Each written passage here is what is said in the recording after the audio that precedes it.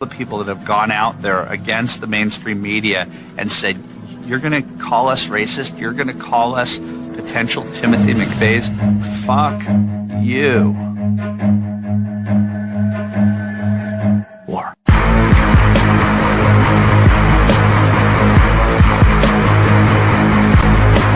Quite sure he's right. Obsessionally neurotic. Pretty dangerous, in fact. Let us never tolerate outrageous conspiracy theories. Do you mean you doubt your powers to convince him? Say it! Say it! All right, I'll say it. Worse than that. What I'm afraid of is his power to convince me. We're talking about putting a manifestly irresponsible man on national television. Sweetheart, be reasonable. War. This is the end game.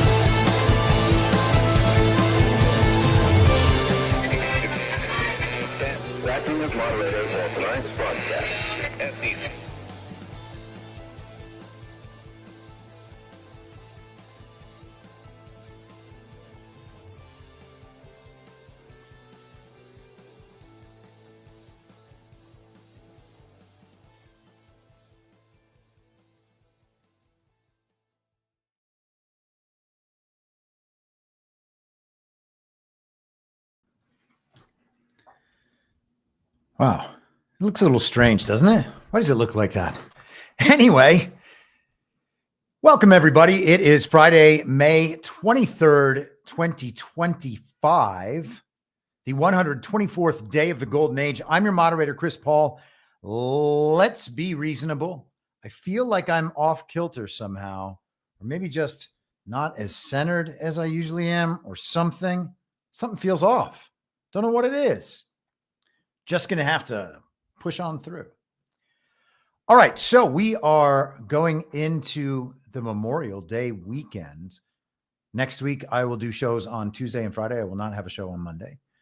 And I hope you all have a wonderful Memorial Day weekend. There's also been, I was on whitehouse.gov earlier, and they have a notice there about the lowest possible gas prices for Memorial Day in years and years.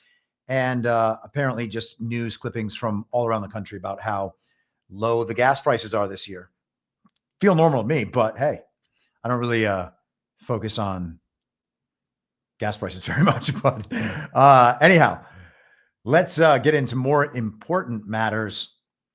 And I want to start, I want to highlight this one little bit, and then I want to spend kind of the rest of the show talking about a phenomenon that I think we can observe as having happened this week.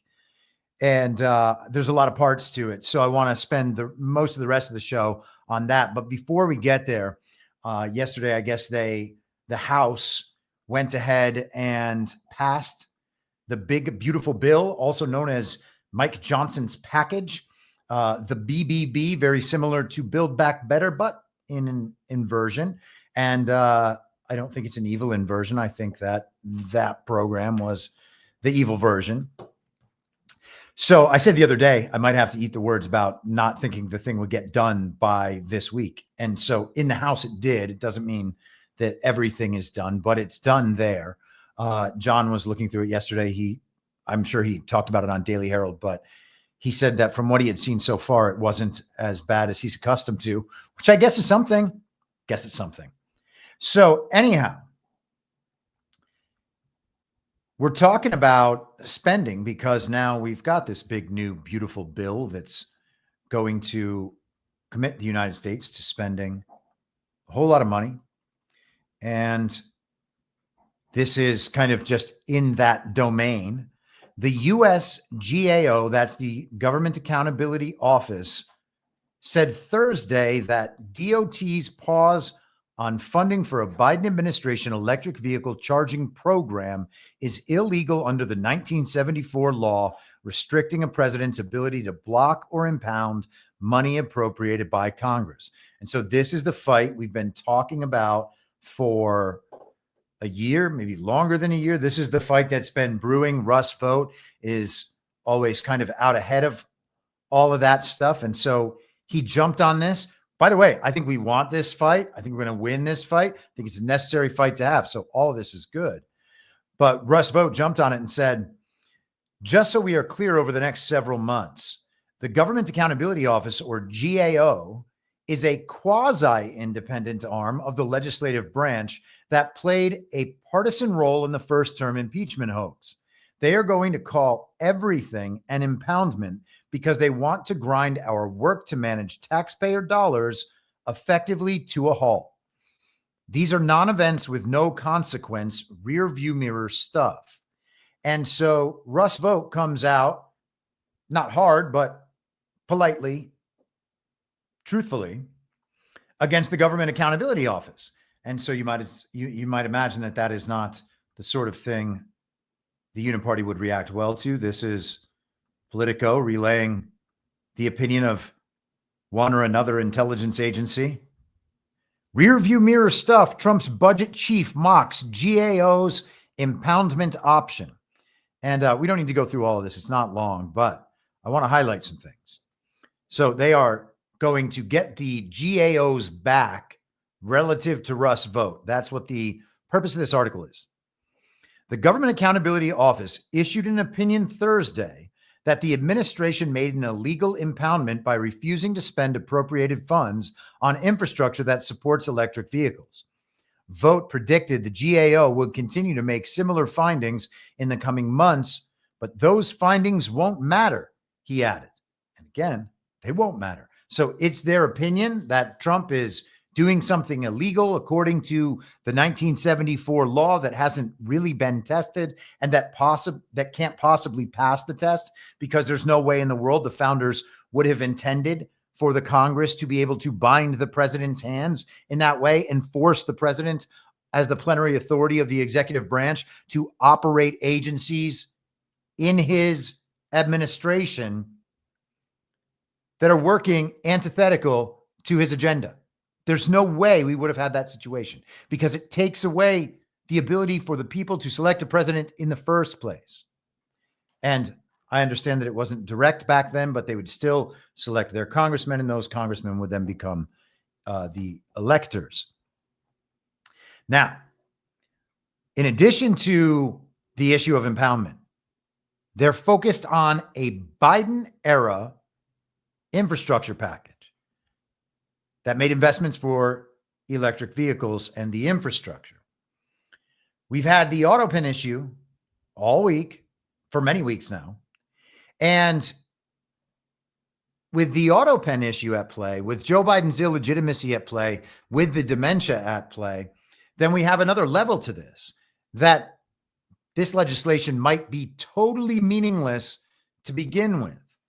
It certainly can't be binding the hands of a future administration, to make that future administration go along with this plan, when plans like this were part of the reason that the country has given Donald Trump his obvious and overwhelming mandate. Come back to this in just a second. I'm just taking a quick pause. All right, everybody's doing okay. Let us continue. Let us continue with the Politico article. The GAO is an independent, nonpartisan federal agency that helps Congress with oversight of the federal government and is now pursuing at least 39 investigations into whether the Trump administration has violated the Impoundment Control Act, the 51-year-old law that bars presidents from, quote, from usurping the, quote, power of the purse Congress is granted under Article 1 of the Constitution.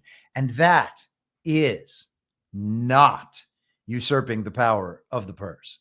Congress can say, this is how much we have budgeted for all of these products or projects, and we commit the government to spending for these projects. And then the president says, well, it's my administration that has to execute all of this. You can't make my administration do something just because you put spending in place, because you've put a budget in place, because you've allotted money to certain specific projects or interests. And he's not going to allow himself to be forced, hence the fight. Also, the idea of independent agencies, we've talked about that at long length over the last 6 months, but that's not a real thing. That's just the branding. That's what they call it. We're going to call it independent and nonpartisan. So even if in reality it is not independent at all, it's just an instrument of the uniparty, and that it's not nonpartisan at all because it's an instrument of the uniparty, do you get to define the thing as its opposite? That is total inversion within the false reality. It is the opposite of that. It is not independent and it is not nonpartisan. It supports the only party, which is the uniparty. And it's certainly not nonpartisan when it comes to the uniparty versus the people. Good twin versus evil twin. Those are the parties. And in that sense, it is not nonpartisan at all. It is partisan to the evil twin. Vote called GAO a quasi-independent arm of the legislative branch in his social media post accusing the agency of playing a partisan role in the impeachment hoax of Trump's first presidency. There were 2 impeachment hoaxes, although I guess the second one was technically after he was president. During Vote's first stint as White House budget director, the watchdog concluded in early 2020 that the Trump administration violated the impoundment law by freezing aid to Ukraine, issuing the finding after the House voted to impeach the president for those actions and others. Vote predicted the GAO will be concluding the same in its new investigations as Trump administration agencies cancel, shift, and withhold billions of dollars Congress passed into law under orders from the Department of Government Efficiency Initiative started under Elon Musk and the president's executive actions. And I would suggest that the DOGE initiative is not the reason why this is happening. The DOGE initiative is the narrative instrument through which the administration informs the American people about why it must do what it is doing.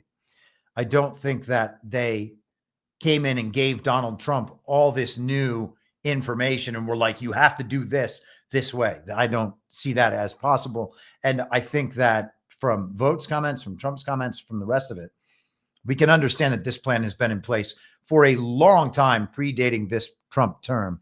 And so the idea that DOGE came in and then directed this somehow is anachronistic. And I guess what would be the right word? It's not chronological.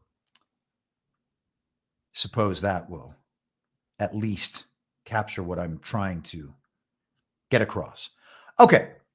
So let's leave the American politics and budget stuff behind for a bit. We may not talk about Mike Johnson's package for the rest of the show. I don't plan to, but you never know when something like that might just rise up.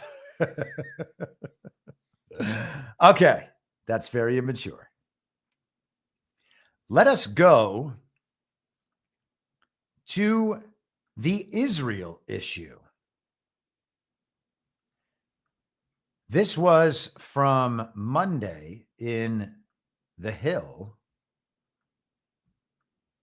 Netanyahu, Israel will control all Gaza, take over aid deliveries. The prime minister made his remarks as the Israel military started in earnest a large-scale operation called Gideon's Chariot that Netanyahu said amounted to his country essentially taking over Gaza. This is part of defeating Hamas in parallel with the tremendous military pressure, our massive entry to essentially take over all of Gaza and strip Hamas of all ability to plunder humanitarian aid, Netanyahu said, according to a transcript provided by Reuters. This is the war and victory plan. Netanyahu said the Israeli military would take control of food and aid distribution to Palestinians in the Strip in coordination with American companies. The method is distribution points that are secured by the IDF, preventing Hamas's access and allowing American companies to distribute the food and medicine aid to the population, Netanyahu said. It takes time. We are going to set up the first points in a few days and add them, and I guess add to them later, eventually reaching a situation where we have an area that is entirely controlled by the IDF and the entire civilian population of Gaza can get there and receive the aid, and Hamas receives nothing. So we're supposed to believe that Hamas are essentially, and I mean, listen, maybe it's true to the extent that Hamas is a global regime, an outgrowth of the global regime intelligence apparatus. So it's possible that they are doing whatever they can to stop the plan that has obviously been in place for quite a while from coming to fruition. Okay. So if we are using these terms a bit euphemistically, a bit metaphorically, if Hamas in this case is an avatar for the interference from the global regime, then fine, it's Hamas, right? But the reason that they're going in to take over is not because Hamas is interfering with food aid. Honestly, I have said for a long time, I think that all of this is one big construction project, and they've had a plan, and they're going to use this territory, and they're going to shift some people around perhaps. But at the end of the day, there will be a process of rewriting and redrawing the lines on maps, not just in that region, but around the world. And I think that we can see that process taking shape.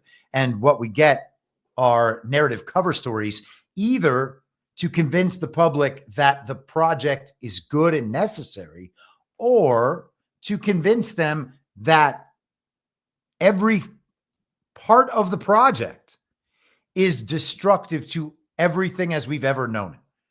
It's just going to be permanent war, whatever possible to stop the rearrangement on the board that is taking place, right? They don't want to lose Ukraine. That's one of their proxy states, but they're going to lose Ukraine. So how do they make the people reject the regime's loss of Ukraine? And hence we get all of the bullshit and psyops, the narrative war. Okay. And again, none of this precludes kinetic action from taking place on the ground. It's just a matter of which sides are actually warring. We have to be straight about that. And the stories we get from the media never are. The stories we get from the regime never are. Those all exist within the context of the framing as the regime has come to inculcate it in us over decades, over our entire lives. Okay. So if we're looking at things through that frame, knowing that frame is wrong, then our analysis within that frame is not going to make any sense. And so we have to move outside that frame. And it's important to be able to do that, because otherwise what we are signing ourselves up for and what we are morally condoning, which many people are, is just like unremitting bloodshed. Unrelenting, I should say, bloodshed. That just never stops. That's what we are signing ourselves up for. Remember a couple years ago when the paragliding go-kart incident first happened, and then for the weeks and maybe months after that, we heard the people in the Con Inc. op, all the people who were like Ron DeSantis simps and the rest of it, the same NAFO people who used to be on the side of Ukraine, very anti-Russia. They were, in this case, they were like, Israel needs to glass the desert, like just set everything on fire so even the sand melts. Those are neocons. They've wanted to take over the world by installing democracies all over the world through the use of military force. That's it. Total revolution all the time. They're descendants of Trotsky. But rather than people's revolution, it's a story about people's revolution and war. Okay? Real war, story about the revolution. And they use force to get what they want. So we know what the plan is. We know how it's taken place in the past. And we know the neocon agenda. And that's what we're resisting. We are resisting the globalist agenda, the global regime. And neocons are their militant faction. And so we should recognize the militant faction when it rears its head. And we do not need to morally commit ourselves to that position because we've been told one side is good and one side is bad while they're lying about the sides. Okay? Let us continue. This was Axios on Tuesday, the day after. Trump, frustrated by Gaza war, wants Netanyahu to, quote unquote, wrap it up, according to U.S. officials. President Trump has been frustrated by the ongoing war in Gaza and upset by images of suffering Palestinian children, and has told his aides to tell Israeli Prime Minister Benjamin Netanyahu he wants him to wrap it up. Two White House officials tell Axios. U.S. and Israeli officials deny that Trump is prepared to abandon Israel or that he is applying intense pressure on Netanyahu.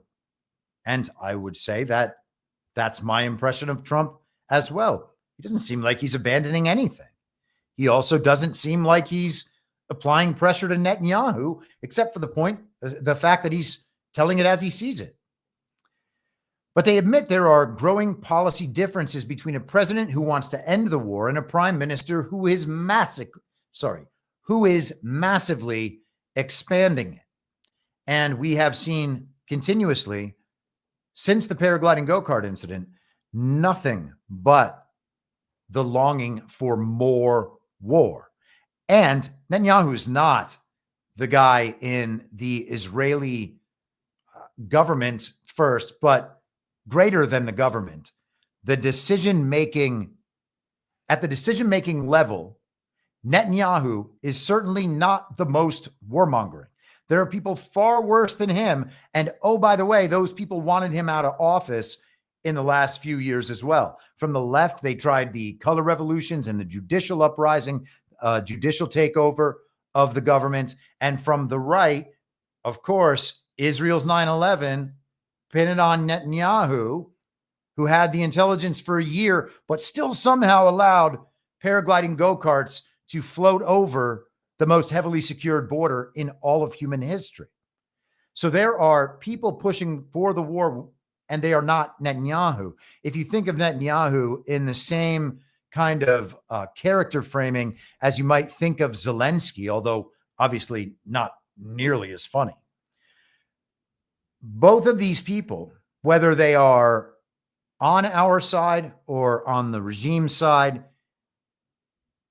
whether they are totally controlled and acting out a script on our behalf, or if they are just doing what they have to do on behalf of that side, the results are the same. Everything they do backfires, makes them look worse, and makes their project look worse. Nothing has woken the people of this world up to the reality of Israel as it exists, as the regime proxy state, leaving aside the biblical Israel. Nothing has woken people up to the reality of that better than Netanyahu and everything that's happened since the paragliding go-kart incident. So I would suggest that he cannot be and should not be the focus in this story, nor the focus of our ire. There are people around him who want much worse, and the other side is trying to take him out as well. And again, without saying Netanyahu is any kind of good guy, we know who the regime attacks from both flanks. If the uniparty left and the uniparty right are attacking the same thing, you can pretty well assume that that thing presents a threat to both sides. And that's because both sides are the same side. The president is frustrated about what is happening in Gaza. He wants the war to end. He wants the hostages to come home. He wants aid to go in, and he wants to start rebuilding Gaza. And Trump has talked about the Gaza Riviera. Is that going to be real? Who knows? Is the Ben Gurion Canal going to be real? That seems like it's going to be real.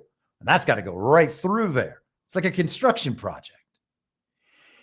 In the days since Trump's trip to the region, the U.S. has been pressing both Israel and Hamas to accept a new proposal presented by White House envoy Steve Witkoff for a hostage and ceasefire deal. Witkoff has been speaking directly with Netanyahu and his top advisor, Ron Dermer, and to Hamas leadership through a back channel facilitated by Palestinian-American businessman Bashara Baba.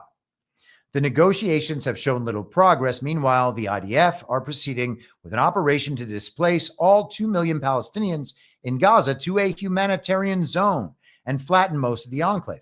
Now, in this vision, that's entirely possible, that they are being relocated.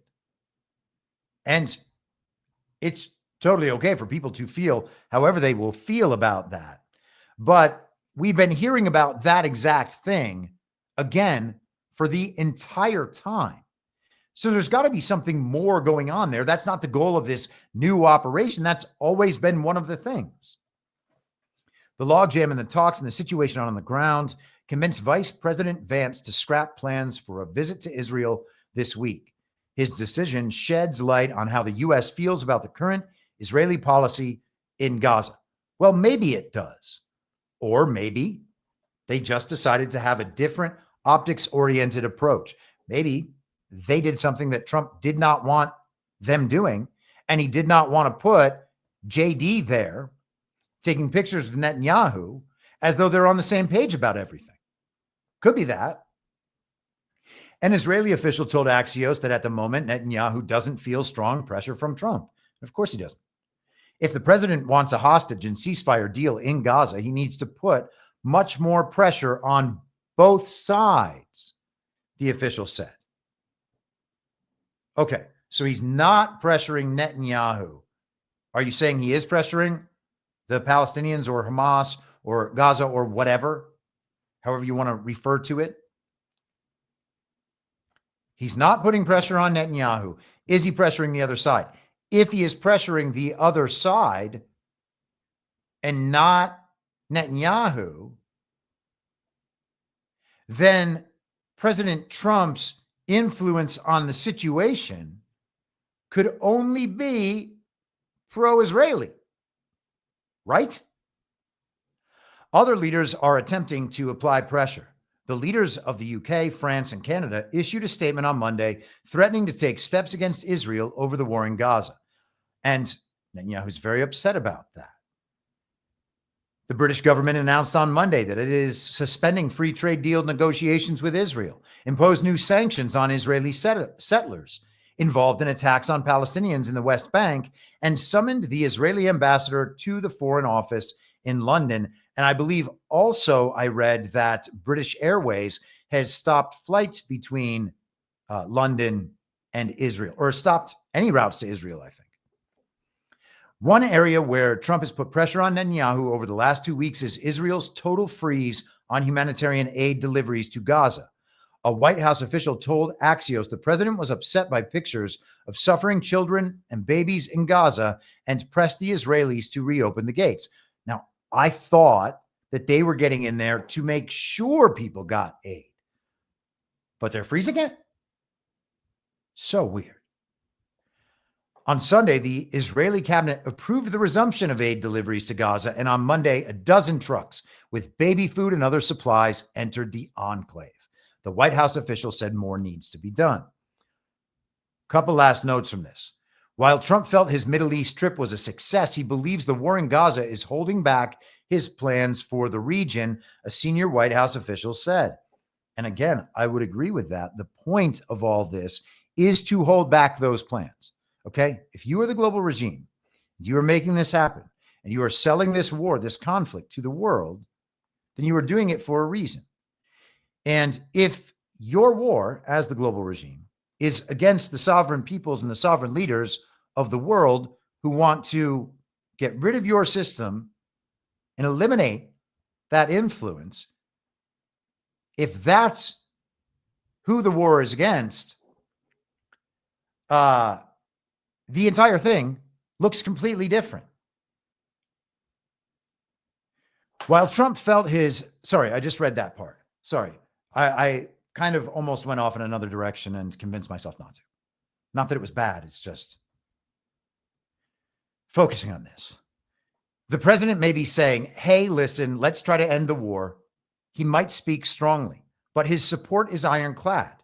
Trump hostage response envoy Adam, I think that's Adam, but maybe it's Adon or Adon Bowler. And this is a guy that Ghost of Base Patrick Henry talks about all the time. This Bowler guy loves him. Big fan of Bowler. So he said, again, the president may be saying, hey, listen, let's try to end the war. He might speak strongly, but his support is ironclad. He stressed that a Washington Post report claiming the administration threatened to abandon Israel was fake. And we have heard again and again over the weeks, people claiming that was totally fake and was not at all the president's position. This is Benjamin Netanyahu addressing the, oh, wait a second. Am I going out of order? I don't want to go out of order here. Let's reverse this. I'm going to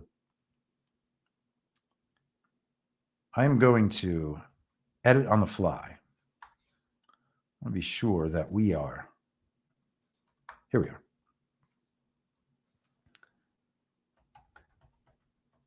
Sorry, hold for processing. All right, there we go. So let's go to Wednesday. This is from Wednesday afternoon, okay?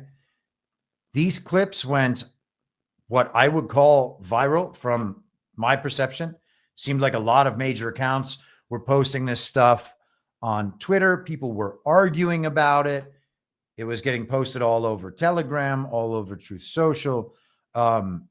A lot of people saw this clip. Wednesday afternoon. This is Turning Point USA, the $100 million a year Turning Point USA. The give $5 million to Scott Pressler so he can generate the raw materials the election fraud system needs. Turning Point. Here is Charlie Kirk debating, as he always does, a college kid. And remember who used to do that a decade ago? Well, it was none other than Ben Shapiro. He would just appear on college campuses giving a talk. Then there would be Q&A. People would ask him questions, and then he would slam another college freshman or another college sophomore. And, you know, the thug life glasses would drop down from the screen, and Ben Shapiro was very cool then. Well, now Charlie Kirk has assumed that role. The exact same part in the exact same playbook for the exact same reason, just a decade later. Now it gets to be Charlie Kirk. So here is Charlie Kirk attempting to slam a college kid. And he doesn't do it. Let me ask you, in the conflict of Israel versus Hamas, who's the good guy? I believe both Hamas and the Israeli government are evil, but I think also that there is no justification. Are they equally? There is no justification for the... I'm going to stop this a bunch of times. Are they equally evil is what Charlie Kirk began asking, because he wanted the person opposite him to answer that question so that he could then make the argument that there was no way to equate Israel and Hamas. One of them is good. One of them is evil. Just like in Russia, Ukraine, one of them was good and one of them was evil. Remember? I mean, the conning people all got that quite wrong, but, you know, still Russia evil, Russia bad. Let's continue though.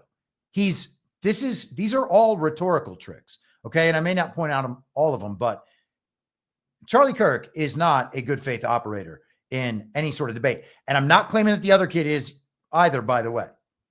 But this is how conversations on Twitter go, basically. Murder and mutilation of thousands of innocent people and children. But let's- It's a futile... Let's hear it out. There is no justification, Mr. Kirk, for invading hospitals, for bombing... And I have absolutely no idea what this kid is doing with the jumps. These little jumps are very, very strange. Again, as you can hear, he has taken in the entire central counter narrative. Okay. The central narrative is Charlie Kirk. The central counter narrative is the guy that looks like Beaker from the Muppets and can't stop jumping. Innocent populations and dragging out a war which is damaging Israel and the West. You've made that point, but It's not a point, it's a moral truth, isn't okay, it? yeah. It was also a moral truth that the war started because 1,300 Jews were killed and 200 were taken hostage. And when you declare war on Israel, expect a firestorm in reaction. Let me finish. I let you talk.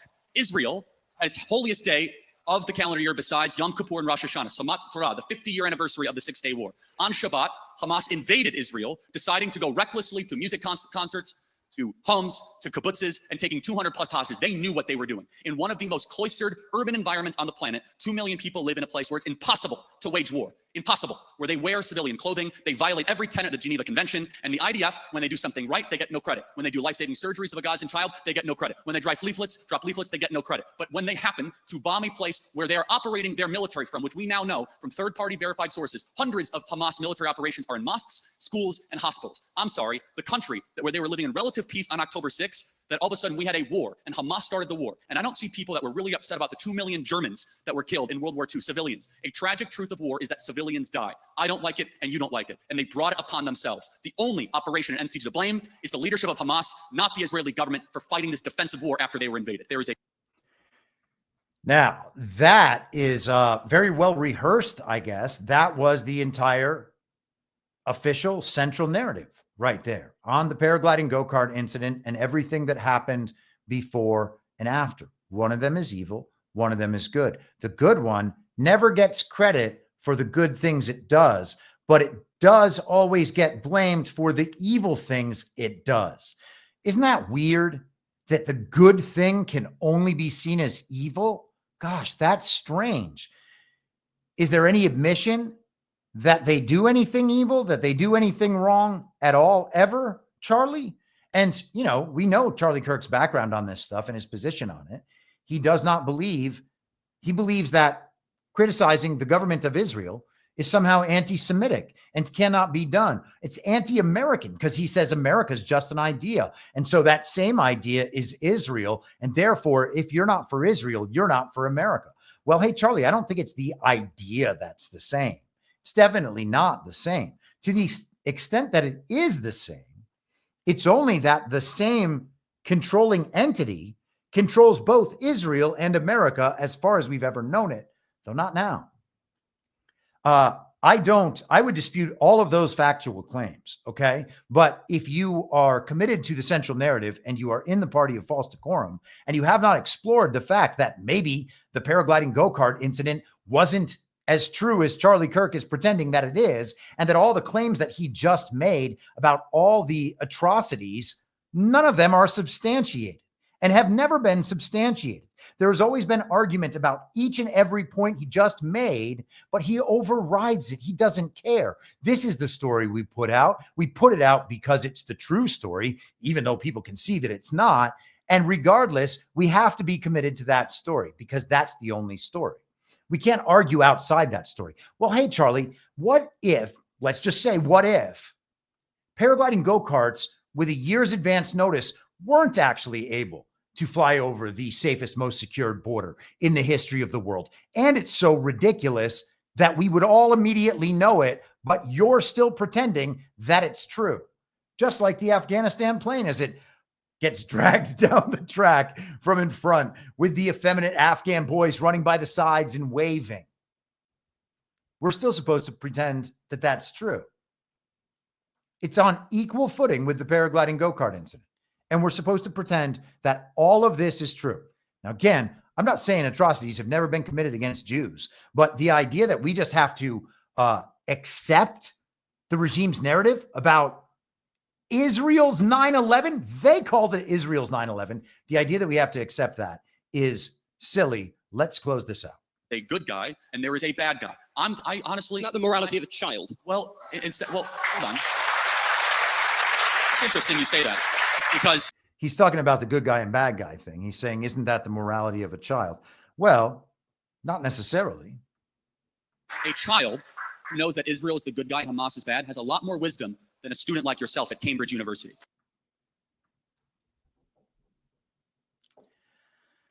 A child that knows that Israel is good and Hamas is bad has a lot more knowledge than a student like yourself at Cambridge University.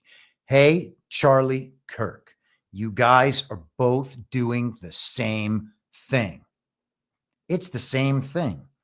Charlie Kirk is telling one side of the controlled central narrative, and the guy that looks like Beaker from the Muppets and can't stop jumping is delivering the official counter narrative. That's what it is. There's nothing more beyond that. They both assume that one side or the other of all the news is right, and they've figured it out. And so now they are able to make this moral calculation. Israel is committing genocide. Israel has to do this because Hamas tried to genocide them. Give me a break. Imagine we believed still the official central narrative about 9/11. Do you believe it? I don't believe it. Most people don't believe it. Even people who say they believe it because they're scared of the sort of pushback they get for saying that they don't really believe it, they also don't believe it. People are not expressing generally their true beliefs all the time. We have to just come to terms with that. And, it's all of us, okay? So I'm not trying to separate myself or saying those people do this. People don't always represent the things they actually truly believe. Sometimes they will hold those things back based on social incentives, and that's what the party of false decorum describes, okay? But there are people who do that with 9/11. Imagine we still believed the central narrative about 9/11. That would be ridiculous. We would be precluding the possibility that we might be able to figure out problems like this and then move on from them, okay? But we are being convinced to do that when it comes to the paragliding go-kart in this incident. And a lot of the time, we're being convinced to do it by people who call themselves truthers. Let us continue. It really should not be the case that that truthers are so consistently explaining why it's okay to lie or to abandon our principles or our epistemology about particular issues. That should not be a thing, and it is a thing. It's a constant thing, and that is to our detriment. And I'm going to talk about that in a little bit. So Wednesday afternoon, Charlie Kirk, Turning Point USA, very pro-Israel, pro-Zionist, pro-Judeo-Christianity, as though it's one thing. It's not one thing. Charlie Kirk goes viral for getting in an argument about more war in Palestine versus you're killing us in genocide. Okay, those are the two sides. Charlie Kirk wants more war. He wants Israel to be extended the courtesy of being allowed to bomb whoever it wants forever. That's what Charlie Kirk is arguing for. He is just repeating the neocon line there, okay? And the counter argument is right on the other side. And it goes out all over the TV, like they schedule these things or something. And then later that evening, we get this. And this is an update from today about what happened Wednesday evening, but it's got the bullet points. So we're just going to go through this quickly. This is the Independent UK, Washington, D.C. shooting latest. Elias Rodriguez charged with first-degree murder of Israeli embassy couple. A suspect has been charged with 2 counts of first-degree murder after 2 Israeli embassy staffers, a couple who were about to become engaged, were gunned down Wednesday night outside of a Jewish museum in Washington, D.C. You couldn't write a more horrific atrocity story than that one. Chicago man Elias Rodriguez, 30, chanted, "Free, free Palestine," according to police, after reportedly shooting at the couple at least 21 times. So did the police hear him say that? Did they interview other people that said he said that? How did the police get that the man was chanting "Free, free Palestine"? I would like to know. Maybe there's an answer. I haven't heard that answer. But assuming there were not crowds gathered around that waited for the police to come, and maybe there were. I mean, maybe it was crowded and a lot of people saw it. Totally possible, okay? Not denying the possibility. I'm just questioning this strange reporting. So the Chicago man, he is pro-Palestine, and he murdered this lovely Jewish couple about to get engaged outside a Jewish museum on Wednesday night. It's worth reminding everybody that on Sunday, we will have the 5-year anniversary of George Floyd and that whole George Floyd's quote unquote death, that whole thing. That was May 25th of 2020. So we are entering riot season. And I think that here we have Jewish George Floyd. And as I say that, I want to be clear that I'm not trying to be insensitive to people who have died here. Okay. There's a lot of terrible stuff that really does happen in this world, and we can feel sympathy for the people it happens to. All right. Understanding that in a different situation, it could have been us. All right.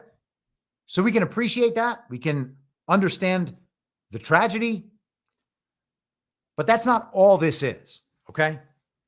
Yaron Lashinsky and Sarah Milgram were shot at 9:15 p.m. local time on Wednesday after leaving an event at the Capitol Jewish Museum focused on helping Gazans. Washington Metropolitan Police Chief Pamela Smith said Rodriguez was seen pacing outside the venue before the attack and afterwards tried to get inside the venue before being detained by security. It has since emerged that Rodriguez's father, Eric Rodriguez, was invited to President Donald Trump's joint address to Congress on March 5th by a Democrat lawmaker. President Trump immediately condemned the shooting as anti-Semitism, while Israeli Prime Minister Benjamin Netanyahu said he was shocked by the horrific anti-Semitic shooting. Okay, so the kid's father, the guy's father, I guess he's 30 years old, not a kid.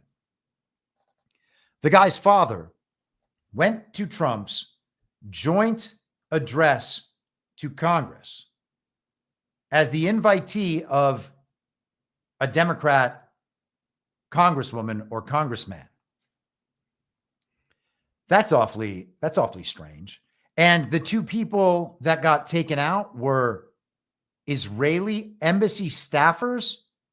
Now, I mean, I guess that there's probably a lot of people at an event like that that would have very interesting identities and interesting relationships, but this is certainly an interesting one. So the killer's father is connected to politics at a high level and respected enough or valued enough to be brought to that event and displayed to the world as allied with this Democrat congressperson. And then a couple of months later, his son goes and kills a Jewish couple who was about to be engaged outside a Jewish museum after an event focused on helping Gazans, which is what Benjamin Netanyahu told us is the purpose of him going in and controlling all of Gaza with his defense forces.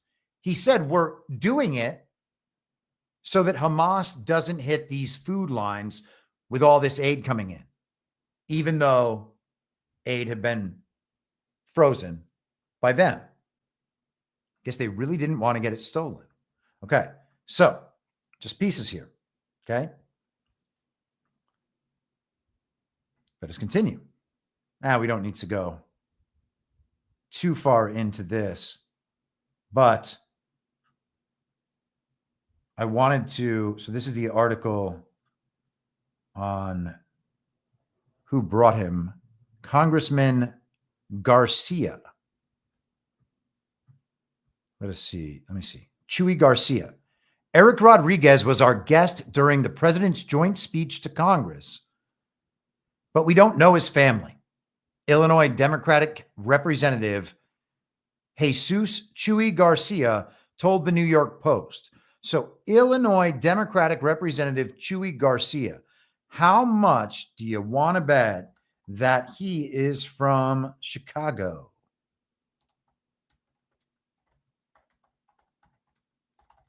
Let's find out. What does the machine say? Hold for processing.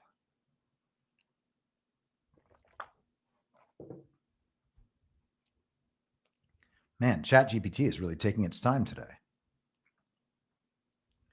Yes, he's closely associated with Chicago. Born April 12, 1956 in Durango, Mexico. He immigrated to the United States with his family in 1965, settling in Chicago's South Lawndale neighborhood, commonly known as Little Village. He's built his political career in Chicago, serving as Chicago City Council alderman. Illinois State Senator and Cook County Commissioner before being elected to the U.S. House of Representatives in 2018. All right. So a longtime resident and influential political figure in Chicago knows the killer's dad. How does it happen? How does it happen? All right. Let us now see Benjamin Netanyahu and his response to this incident. For these neo-Nazis, Free Palestine is just today's version of Heil Hitler. They don't want a Palestinian state. They want to destroy the Jewish state. They want to annihilate the Jewish people who've been in the land of Israel for 3,500 years. I could never understand how this simple truth evades the leaders of France, Britain, Canada, and others. They're now proposing to establish a Palestinian state and reward these murderers with the ultimate prize. Well, for 18 years, we had a de facto Palestinian state. It's called Gaza. And what did we get? Peace? No. We got the most savage slaughter of Jews since the Holocaust. What was the Palestinian state before 83 years ago? You won't be surprised to learn that Hamas thanked President Macron and Prime Minister Starmer and Carney for demanding that Israel end its war in Gaza immediately. Hamas was right to thank them, because by issuing their demand, replete with a threat of sanctions against Israel, not Hamas, these three leaders effectively said they want Hamas to remain in power. They want Israel to stand down and accept that Hamas's army of mass murderers will survive, rebuild, and repeat the October 7th massacre again and again and again, because that's what Hamas has vowed to do. I say to President Macron, Prime Minister Carney, and Prime Minister Starmer, when mass murderers, rapists, baby killers, and kidnappers thank you, you're on the wrong side of justice. You're on the wrong side of humanity. And you're on the wrong side of history. However bad we are, our enemies are worse. That's always the argument. And something so bad, an atrocity so atrocious, might happen in the future. And in order to do that, to prevent that, we are going to have to commit a series of atrocities. That's the argument. It's always the argument. The argument with, and it's an argument that is very effective, by the way. They've used it very effectively, I should say, convincing us of all these various existential threats. This thing could be done by some other country. It would be so bad that we need to do anything, no matter how immoral and corrupt, in order to stop it. Well, what if the people asking for the money, the power, and the control made up the threat that they're telling you you have to give them more money, more power, more control in order to prevent? What if they made it up? Well, then the threat doesn't exist. And therefore, all of the heinous, immoral shit they're doing to prevent that threat is actually being done for another reason. And that's how we've seen the global regime operate for decades, for centuries, probably for millennia. So I guess that there's some interest on listing Canada and the UK and France as not being properly aligned in this situation. He's trying to put pressure on them. Is it going to work? Doubt it. But it's a narrative op. It's a plan. Maybe they'll be pressured into making certain statements here or there. Maybe he thinks that they might come in and actually take Israel's side or give Israel more opportunity to expand the war. Whatever it is, it's going to backfire on all of those parties. So we can just observe it. But we've gone from, in a span of 5 days, we've gone from J.D. Vance not going, because Israel's not doing the things they want, or because that Trump wants, or because Trump does not want J.D. Vance to go have his picture taken with Netanyahu right after the story runs that Netanyahu wants to expand the war effort in Gaza, because then the Trump administration's, optically at least, part of that. Okay. And so they would not want that sort of thing. The next day, Trump comes out, says he doesn't want any of that, and he wants the war to stop, not expand. He wants it to stop. And so we get a few days of argument over that. Has Trump abandoned Israel? Has Trump abandoned Israel? Then we see a televised event where the two sides of the central narrative, the two sides of the controlled opposition dynamic within the central narrative about Israel and Palestine would be argued and then sent as content to everyone. If you are adamantly pro-Israel, like if you're confused about the biblical Israel thing, or you are, I guess, probably a lot of Jewish people, if you are of that mindset, then you will think that Charlie Kirk was just saying all the right things to this person who was saying the wrong things. But there's no reason to view it that way. Okay, that's just bias. What we witnessed was two sides of the controlled opposition dynamic arguing the same case that Netanyahu is trying to make. Okay, we need more war. That's what the neocons want. And so we had the for and against. That's what that debate was. It wasn't one guy saying the right things and protecting the good people, and the other guy saying the bad things and protecting the bad people because he doesn't know what he's talking about. That's not what it is. It's two sides of the controlled opposition dynamic being delivered. And so then, after that, to close the cycle, Netanyahu comes out. Well, then we have the killing, right? Which tells everybody Jewish people are being hunted by the Free Palestine people. And then we have Netanyahu come out and say that all of this is anti-Semitism. And look at this atrocity. This is why you need us to expand this war. That is a sales pitch. Okay? That's a sales pitch. And whatever sadnesses have occurred within the real events, or within these events, to the extent that any of them are real. Okay? I'm not, again, suggesting no kinetic action has happened, and I'm not suggesting no one's been hurt. Okay? At any point. I'm not suggesting that. What I am saying is that this is a playbook. This is a narrative playbook. You can see the purpose of the playbook. You can watch the steps as they play out. And it always leads back to the same place. Whatever the regime wants is what must be done. The regime wants more war. We must have more war. The regime wants both sides of the controlled opposition dynamic to represent the opinions of everyone so that everyone out there can choose Coke or Pepsi, right? Charlie Kirk is Coke. The tweaker who looks like Beaker is Pepsi. And you're just doing the cola wars. It's just two sides of a controlled opposition dynamic. If the same company were to own Coke and Pepsi, it would be so obvious to see what they were doing. Just divide you into two camps.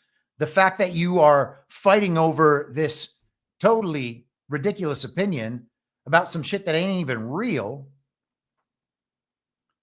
that pushes it pushes people to line up on one side or another, and it pushes the underlying goal, which is to get you to buy soda.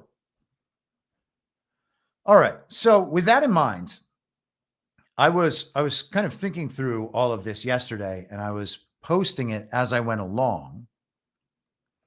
And I eventually decided I'm just going to write this up into one piece in Substack. And I haven't actually published writing on Substack in quite a long time. So it was something that I meant to get back to doing, and I'm glad that I did do it. I would like to share that piece with you and go through it, and I'm just going to read through it. And I don't think I'm going to pause. My plan is not to pause, but I guess I might. But I just want to read through this. So it's like 3 or 4 pages long. It could take 10 minutes or so. So I'm not going to be checking the chat or anything. Just going to do this. The piece in the Substack, and again, the Substack is imyourmoderator.substack.com. The piece is called "The Point is Not Getting Hoodwinked at All." And that picture right there, you might recognize from the movie The Matrix. That is the character Cypher when he is at a dinner meeting within the Matrix with Agent Smith. And that steak is part of the Matrix, but he can't tell the difference. And he's sick of fighting on the outside. So he just wants to go back and join the Matrix again. He wants to re-engage in the incentive structure of the Matrix, and he's willing to betray the entire cause in order to do it. Okay? And I think that is a wonderful scene. I mean, the Matrix is a wonderful movie, and it's all so very relevant. But that scene in particular, I think is profound. And so I included it here. If you have changed your opinion on Israel and Gaza based on the reported anti-Semitic killing, then you are exactly the sort of sucker these narrative events target. Are we to pretend that these are the sorts of narrative events that are only false flags sometimes? Who are we, truthers, to think only some things are false flags and only we, because of our state of supposed enlightenment, can tell which ones are, while the rest of the time the TV is telling us the truth? Too many people have adopted the belief that because they support Republicans and are therefore on the right side of things, all the false flags and psyops are targeting someone else. Supporting Republicans means you already fell for it. It's a uniparty. Democrat and Republican, left and right, red and blue, are both trying to hoodwink people for the same reason, ultimately. If you have spent your life obeying them, then you have been hoodwinked. We have all been hoodwinked before. Shall we assume they're only hoodwinking the other side because they know we initiated, can already see through it, so they've stopped trying to pull one over on us? False flags and psyops come from no side but that of the regime and the uniparty in this country. But they target absolutely everyone. The regime brands false flags and psyops to Republicans, just as they do with Democrats, or however you choose to break it down. Ideas are marketed to everyone all at once. Every message says, you'll get a treat if you convince other people to support us. The regime provides daily confirmations that supporting them will be handsomely rewarded and opposing them will be harshly punished, eventually leading to ruin. The point is not knowing for certain we're only getting hoodwinked by the good guys and therefore immune. The point is not getting hoodwinked at all. When you understand what it means not to get hoodwinked at all, only God remains. The point is not getting hoodwinked at all. If everything in reality has simply returned to the status quo ante down every avenue, did anything even happen? It's one massive psyop. No part of the psyop has to be true, and every part is designed to deceive someone, or if it's moral, to simply tell directly or elicit the truth. Everyone would understand this if the admission of this obvious and necessary truth didn't cause such horror upon the thought that there are, in reality, so few we know telling it. Whatever group is marketing, whatever event, to whatever demographic, the official narrative and the official counter-narrative are disseminated by the same regime as always, just under a different identity with a different set of characteristics. Does the regime market to whites, blacks, Asians, Hispanics, homos, transformers, men, women, commies, neocon commies, MAGA, MAHA, conservatives, liberals, Christians, Jews, Muslims, yoga, scientists, spacemen, Bitcoiners, shitcoiners, no coiners, gold bugs, young, old, boomers, Gen X, millennials, Gen Z, moviegoers, football fans, Taylor Swift fans, Soap opera fans, only fans, rich, poor, healthy, sick, happy, depressed, hoodwinked, not hoodwinked, in quotes. Yes, of course, the regime markets to everyone. It's why they create legitimately nonstop entertainment, so every group gets good and hoodwinked. The point is not getting hoodwinked at all. And then the picture here shows the cover of the New Republic last June when they released the American Fascism issue featuring Trump as Hitler, with all of these different writers contributing their dystopian versions of a future that would come to pass if Trump is, quote unquote, reelected and we have brought this Hitler to power. Continuing. There was an assassination during the Havara negotiations in 1933. Zionist versus Zionist. Weird, no? Maybe it's not weird. I mean, regime media does keep trying to sell the re-envisioning of Trump as Hitler and his MAGA supporters as Nazis, a total inversion within the false reality. Should we think this isn't the controlled opposition dynamic between Zionists and allies of other backgrounds, who think Trump is Hitler on one side and the Zionists and allies of other backgrounds, who stand accused of appeasing Hitler on the other? It's the same playbook. It just isn't working this time. Consider, what if it didn't work last time? So in response, the regime just started eliminating people by sending them to die in wars they themselves started and profited from. And then they told us the same story they're telling us now. Does anyone really believe the story that Trump is Hitler? The people on the side of the regime, in all its many forms and identities, believe this absurdity harder than anyone and harder than ever before. The explanation that followed the assassination of Chaim Arlosarov, and I hope I'm saying that correctly, that it was a random crime by Arab assailants, wasn't believed by anyone. There is no question it was a Zionist on Zionist political hit, and you can look into the regime's own official story of Havara, the transfer agreement by Jewish Zionist Edwin Black, for lengthy proof of this. A bonus hoodwinking. The insertion into the narrative of the potential explanation that no one ever believed makes people categorize the event as questionable, causing them to avoid confronting what the true explanation would mean about the rest of the context in which the event occurred. Isn't it amazing that Charlie Kirk and one of those college kids he debates, see Ben Shapiro in 2015, went viral arguing pro-militant Zionism versus free Palestine, and then a few short hours later, free Palestine murdered innocent Zionists, therefore militant Zionism is necessary? Therefore, militant Zionism is necessary, and people in stupor nod along.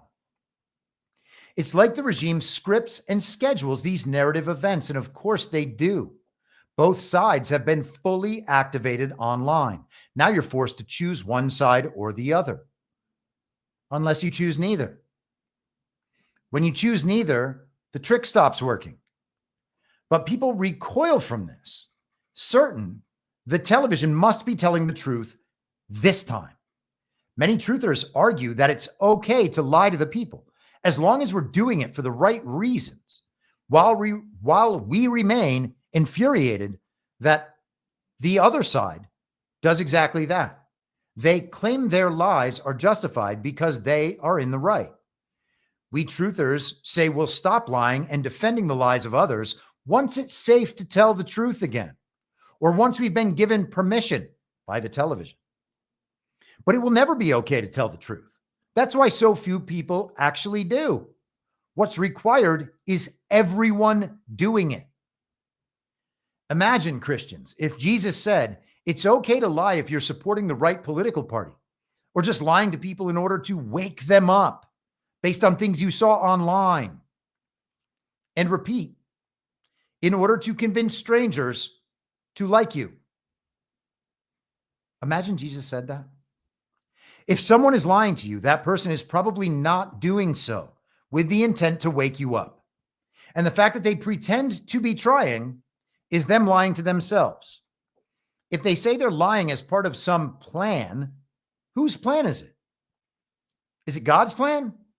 Is it a plan we can truly claim to understand? Why would we lie on behalf of a plan we don't fully understand? God was not the one who said, "You have figured it out well enough. Now you are free to lie when you determine it's for a good reason." The truth is what wakes people up. The truth is of God. But what if we're told the truth and we don't listen? What if we prioritize our worldly interests as the reason to avoid the truth this time in this situation? What is our moral relativism, if not the problem? Truth can be communicated to the public as soon as the public can accept it. People are still not willing to accept it. I would suggest this is a consequence of unrelenting psyops, for which the purpose is to cause us to reject the truth in favor of our worldly interests, money, jobs, status, sex. The public will not accept the truth because they are constantly being lied to. All of it is a lie. All of it must be let go so we can build back from there. That requires people who know the truth to speak the truth.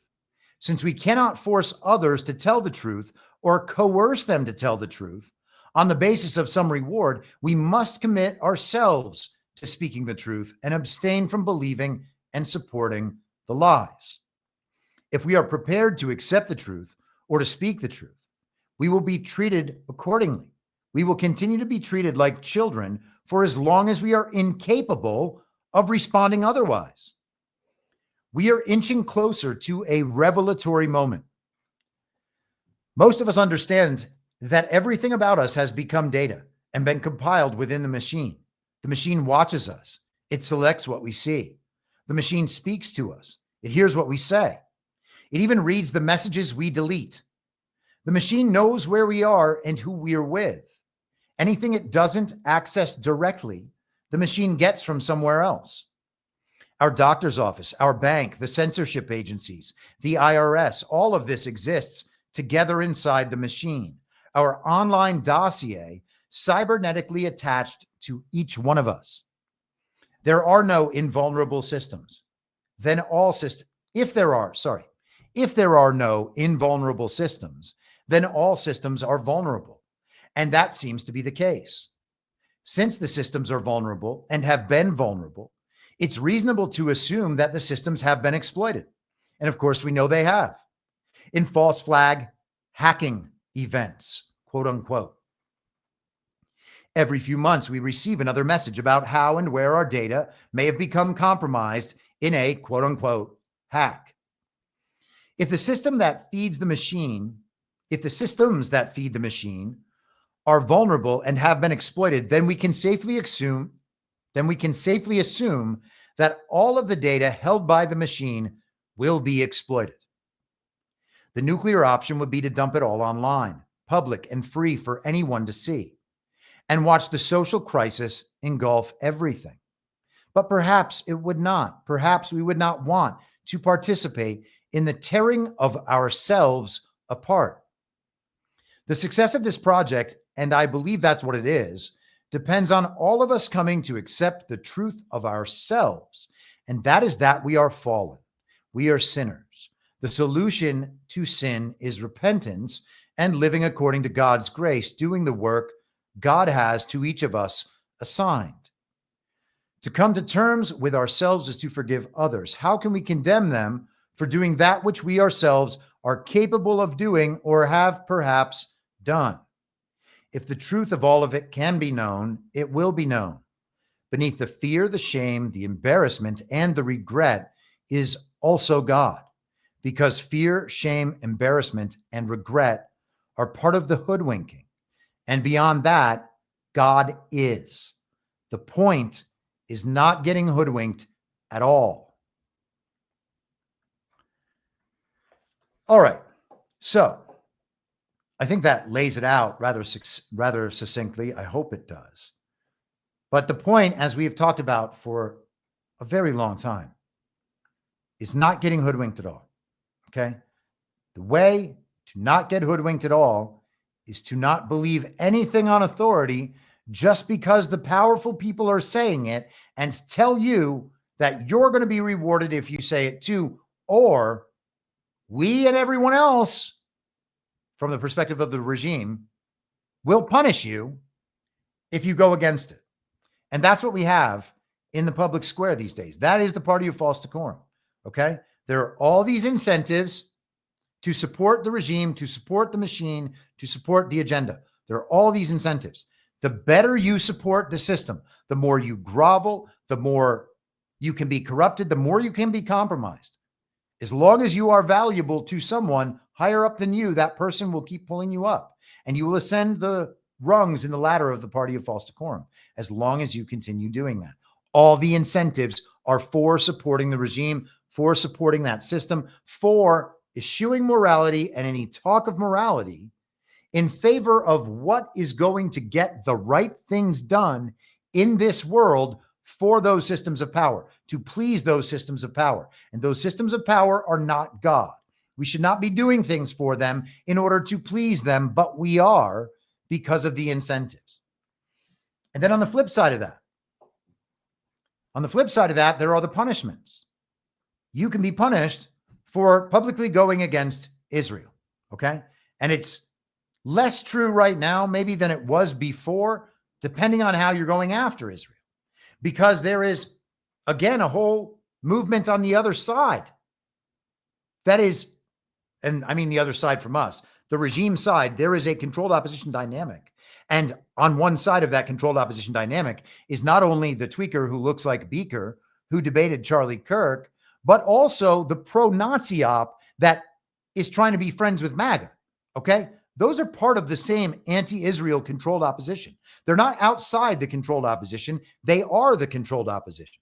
And so right now, because that's within the controlled opposition, the pro-Nazi thing, it is generally more acceptable. The punishments have been reduced for saying anti-Israel things because those things are not anti-Israel in a way that hurts them. Those things are anti-Israel in a way that helps them sell the narrative that Trump is Hitler and MAGA are Nazis. Okay? And so once that happens, the punishment side of things will be reinstituted. Right now, it's all incentives. Say the thing for us, support our side, and you will be handsomely rewarded. Go against us, and right now, you're not going to be punished that much. But oh boy, later, if you stay on that side, and none of those conning people in the pro-Nazi op are going to stay on that side, they're just going to get out and they're going to blame it on somebody else. That's what's going to happen. And then who's going to be left holding the bag? The people outside the controlled opposition. That's the point. Okay. That's the point of the narrative. That's the point of the playbook. That's what they're trying to do. And so if we are sticking within the party of false decorum, if we're sticking inside the controlled opposition dynamic and not getting outside of it, this is what we're going to continue having. And people are not getting outside of it because they are pleased with the incentives that are offered. Okay. They want to look serious to all the serious conservatives they've supported all their lives. Right. You'll notice much of the time in the truth community, it's people who are still blind to the neocon thing.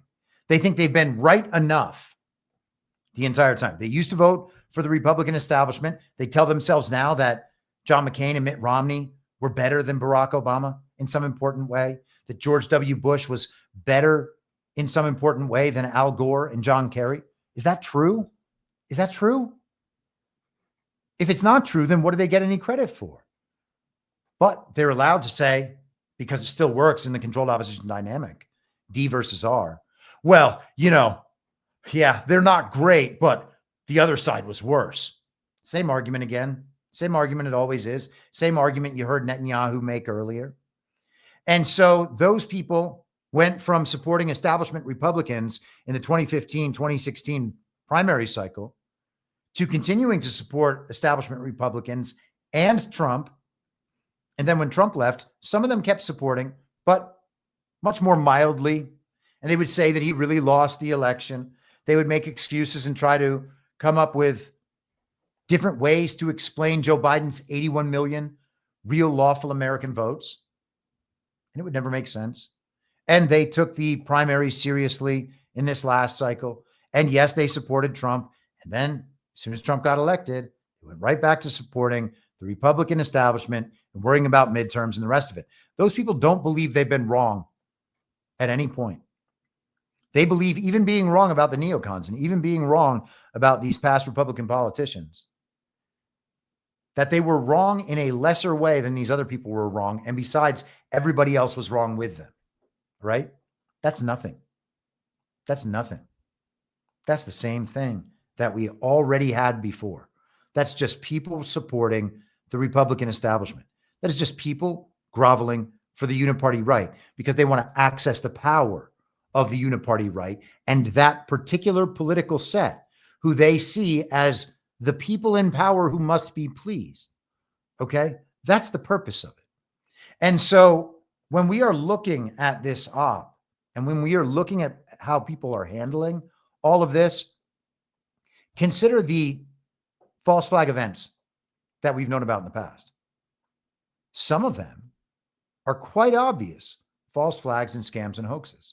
Remember how quickly all of these people identified all of the trans school shooters and the transformer who shot up that bar in Colorado or whatever. They knew right away that those were false flags set up by intel organizations. Again, could be that real people were killed. There's a lot more going on there. And those things are constructed for a reason. Those events are constructed for a reason. Don't even have to be real. But even assuming that they are, they're constructed for a reason. And then the regime tries to sell its agenda along all these lines on which it was already trying to sell its agenda. Okay? So they want to get rid of guns, school shooting, bar shooting, school shooting, gay nightclub shooting. You got to get rid of the guns. Every time immediately, you got to get rid of the guns. And if the shooter is a MAGA right-wing extremist or something, then the whole story is about how that guy is an example of how dangerous all of MAGA is and all of Trump and his supporters are together. Okay? They're the Nazis, remember? But when it's the other way around, we have to pretend that the event is totally real and spontaneous. And real as the television describes. Well, it really was a Free Palestine screaming shooter who really did kill 2 Jewish people. And, therefore, that is an example of just how awful Hamas is. Therefore, we need to give these people the power and leeway to bomb and kill whoever they want indiscriminately for as long as they need to. And if they need to go to other places and do it, okay. Last week it was all about how Israel is prepared to strike Iran. We talked about that on Monday. They want the justification. They're getting the justification.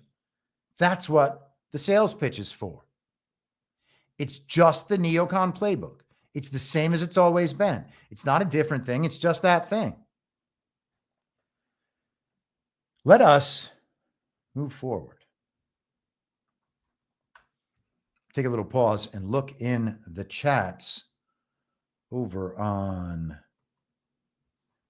Substack and YouTube and see how everything's going.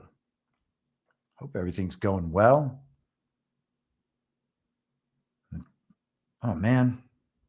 It's making it impossible to find my current. Oh, man. I just realized that I am not. Stupid. I forgot to send this to YouTube. Very dumb. I will have to replay this. I'll restream it on YouTube maybe tomorrow afternoon. So if you want to watch again and participate in another chat, I don't know why you would want to do that with a 2 or 3 hour show, but hey man, be my guest. All right. So with all of that in mind, and separate from the Israeli stuff, I'm not trying to pin what I'm about to talk about to the Israeli stuff, only to the differentiation of truth, the observance of the PSYOPs, our commitment to be consistent in how we're discerning, and ultimately the understanding that the end of all of this has to be God. Everything up to that is also a faith-based belief, but nobody thinks it's so. Everybody thinks that their beliefs about the world are something that they have gleaned from the world and not faith-based beliefs. They are all faith-based beliefs premised on your understanding of reality being correct. Okay. I don't understand that I don't believe that my understanding of reality is correct. I am fascinated and mystified by the state of our reality, and I am becoming more fascinated and mystified by the state of our reality at all times. And so down those avenues, leaving the Israeli stuff aside, I would like to talk about Shawn Ryan's interview of Lieutenant General retired Stephen Kwast. Okay. Many of you know that General Kwast has been our biggest supporter over at Badlands, and he's been very kind and supportive to me in particular. One of the joys of getting to go to our GART events, beyond meeting the people, beyond seeing the guys, beyond the panels, beyond any of that, something that I can just say that I think all of us on the team, like personally really enjoy, is getting to spend time and interact with General Kwast. And there are obviously some others like Colonel Oakland McCulloch, or McCulloch, I don't want to say that incorrectly. I suppose I've never said it out loud to him, so I don't actually know which way he says it. But it's been such an honor and been so wonderful to engage and interact with people like that and to know that we have their support. And so General Kwast went on to Shawn Ryan's show for about a 3-hour and 10-minute episode. And there is more packed into that episode than you could ever possibly imagine. I probably will not. You should still listen to it no matter what. I'm going to play a bunch of clips. Okay. It'll probably be 15 or 20 minutes worth of clips, but that's still 15 or 20 minutes out of 3 hours plus. And Shawn Ryan, one of the good things you can say about his show is that he will allow his guest all the room that they generally need. And sometimes there are good ways to interview when you're not doing that. But when you're with a guy like General Kwast, I think that it's a good strategy, because this interview is just all about the general laying out what our future looks like, what our commitments are, what the purpose of truth is, the communications, and where we are going in technology. And so I want to share many bits of that with you, and let us start here. It's like shining a flashlight on all the dark corners of history and of the world right now where evil can hide. Mm-hmm. They can enslave people. They can traffic people. They can launder money. The corruption can thrive in the dark corners. But if we believe there are more people on the planet that are good and would rather love their neighbor than kill their neighbor, we can gang up on this small number of evil people that are prioritizing their own control, their own money, and their own security by enslaving others. And this is why it's personal for me, because I got to see this in Africa and the tribe I grew up in. The African continent has been enslaved, and the hero system has been crushed and crippled. And it continues to be crippled as tyrants and despots keep the people of Africa enslaved with a lack of information, with weaponizing the economy, both electricity, food, and water. And the moment we can provide a device for people in my tribe to be able to see the truth that's going on around them and bypass those that control the information systems, they can now start organizing and throwing off these shackles of slavery. But I would tell you, my study of history and technology and human nature and this lens I have been blessed with by growing up in one culture without Western influence and then coming to a culture in Los Angeles of not only Western prosperity, but also the corruption of the gangs and the drugs and all the other things that were in the underbelly of that LA society that I went into. I will tell you that we truly do have the potential of throwing this off, and that the good people of this world have access to truth, and they can organize and throw this corruption into the prisons or into the trash heap of history. It will never go away totally, because there will always be evil people. Mm-hmm. But this is why I say it is so damn exciting to be alive today, because we are in the middle of an epic change. Mm-hmm. And most epic changes are riddled with violence and destruction, like going from the kingdoms and the serfdoms into the industrial age. And the industrial age and World War I and World War II into the information age. We have a leader in President Trump that is trying to usher in a change where the American people are not lied to anymore by people that want to maintain control. That we revive the economy to build a golden age, truly by unleashing these innovations that have been snuffed out and quenched and thrown a blanket on because of the military-industrial congressional complex of lobbyists lying to congressional members, and congressional members fearful of their political future, taking money into their coffers of election and ignoring the technology because they're not willing to stand up to their people and say there's a better way. We can shine a light on all this corruption. And it's amazing how the spirit of innovation and renewal and revival and even forgiveness can be ushered in with information that's in the pocket of every human being on the planet. I mean, there's not much to add to that just because he's so eloquent in expressing these things. But the one thing that I want to focus on in that clip is what he refers to as the hero system, right? We need to have these examples of the ways that things could be done and see people giving examples of various forms of heroism, no matter how big or small, so that we can emulate those good things and summon the courage to do them, knowing what the punishments are. And I think that he always states that so brilliantly.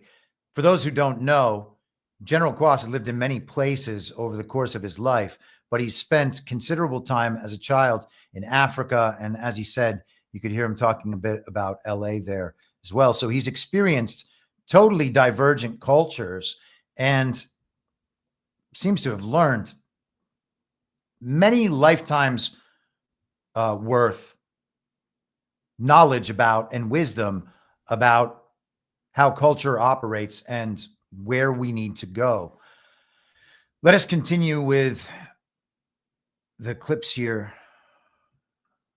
and go to this one.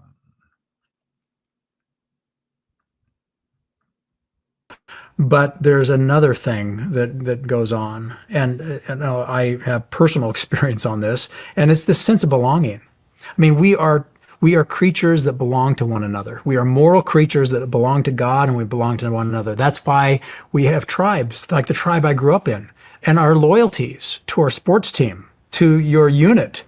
We would live and die for our sense of belonging. And if the sense of survival were more powerful than the sense of belonging, nobody would jump on a hand grenade in a foxhole for their brothers. But they do, because they feel that sense of belonging so powerfully that I would die for you. And we do it in the military all the time. And it is a beautiful thing. And it's what God gave us, a sense of belonging. But even something good like that can be used by Satan for bad. And, but it also can be a trap. So this sense of belonging, this is something that humans need. You can say that they require it. Certainly people seek it out. and try to develop that sense of belonging, no matter what circles they're in, unless they're, totally introverted and really want to be left alone, which I totally get. But yeah, the sense of belonging is important, and it's good unless it can be hijacked and exploited. And that's what he's talking about. And that is what we have. And that's a really key element of the party of false decorum construct. Okay.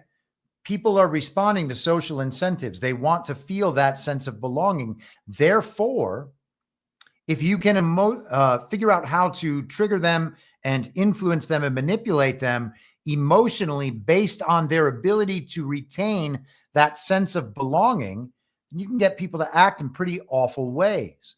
And if you have convinced a society at large to be acting in many awful ways, and the sense of belonging exists within the realm of people who are willing to act that way and not call it out, well, it's going to be pretty hard to develop a sense of belonging if you're not the kind of person who wants to act in those ways. And so that's the struggle I think that we have as people who are trying in every way they're capable of to tell the truth. Christians, people who are experiencing this awakening, who haven't gotten to that point yet. The sense of belonging is important, but it can be totally hijacked. And in many ways, it has been hijacked. You can see it and the consequences of that online every day, including from people who are on, quote unquote, our side. And it's important. And, I'm again, not that we're not all susceptible to it. We certainly are. But as someone who had 5,000 acquaintances and they were all my friend, and from saying a series of true things ended up with about 40 of them, I can tell you that, the sense of belonging can be found elsewhere. Oh, man. And it can just be found within yourself, by the way. So, and I mean, because of your relationship with God, not because you're obsessed with yourself and you're into that kind of narcissistic mode that we see way too often in our society now. All right, let us continue with more General Kwast.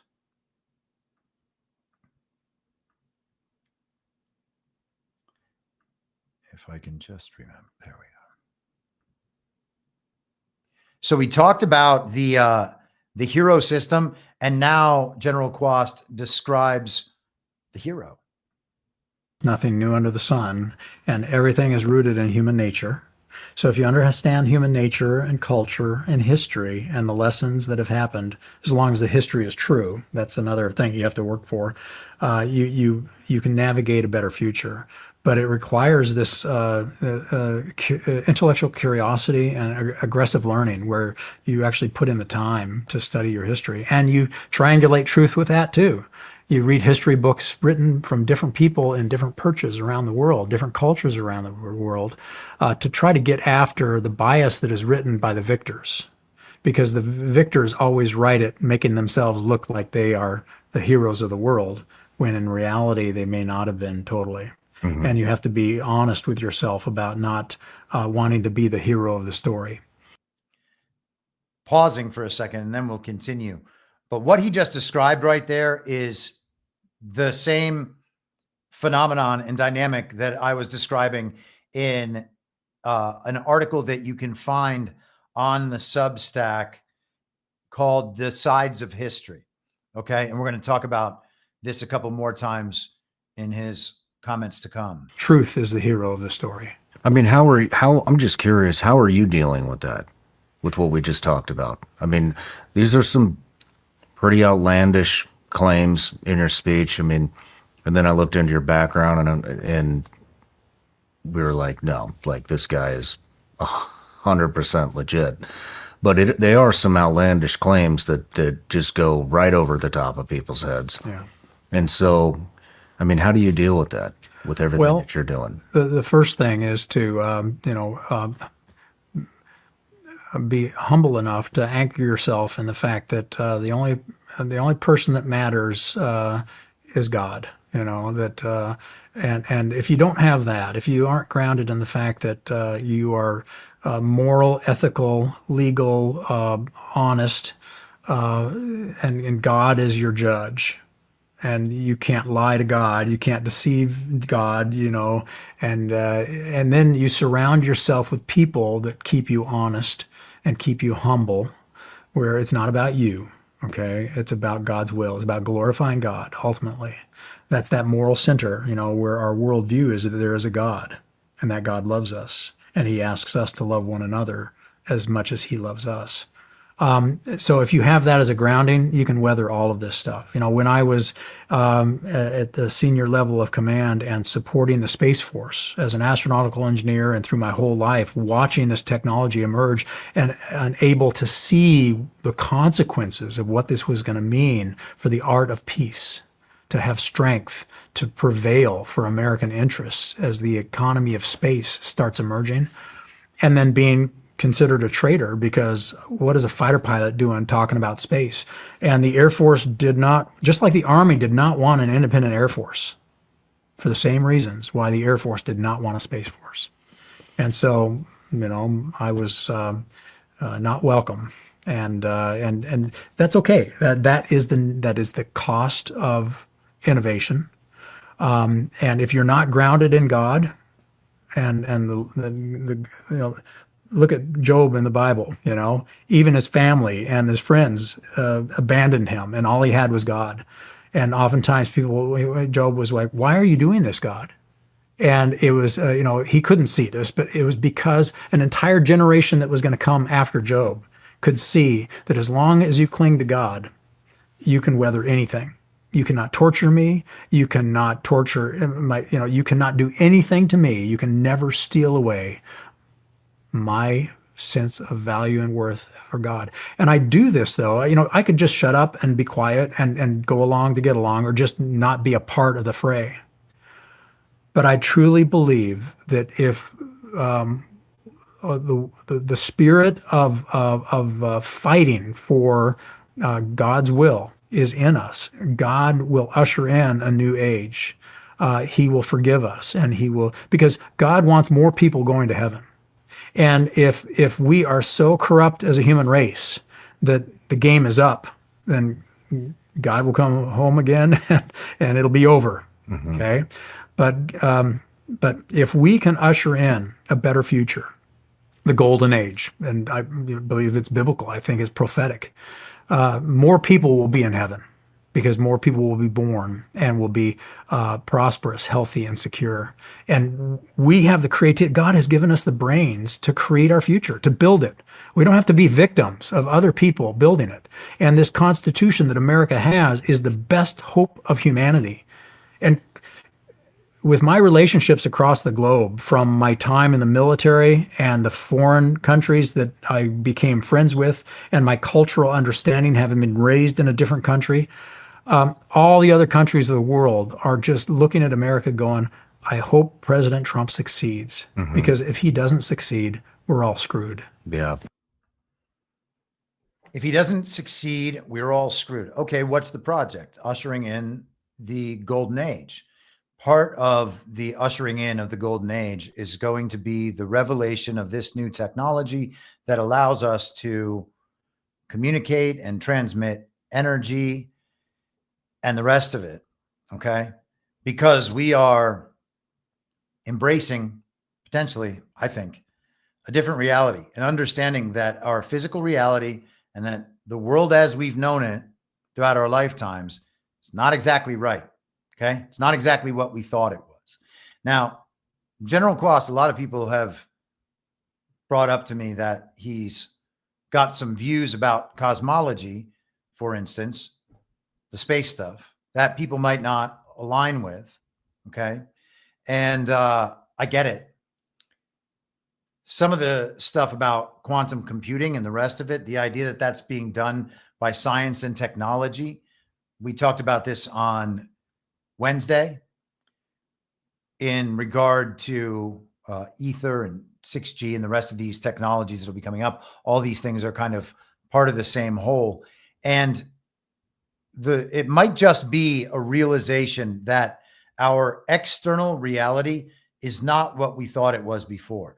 Some people are going to interpret that as a change in the physical world that they need to understand through science.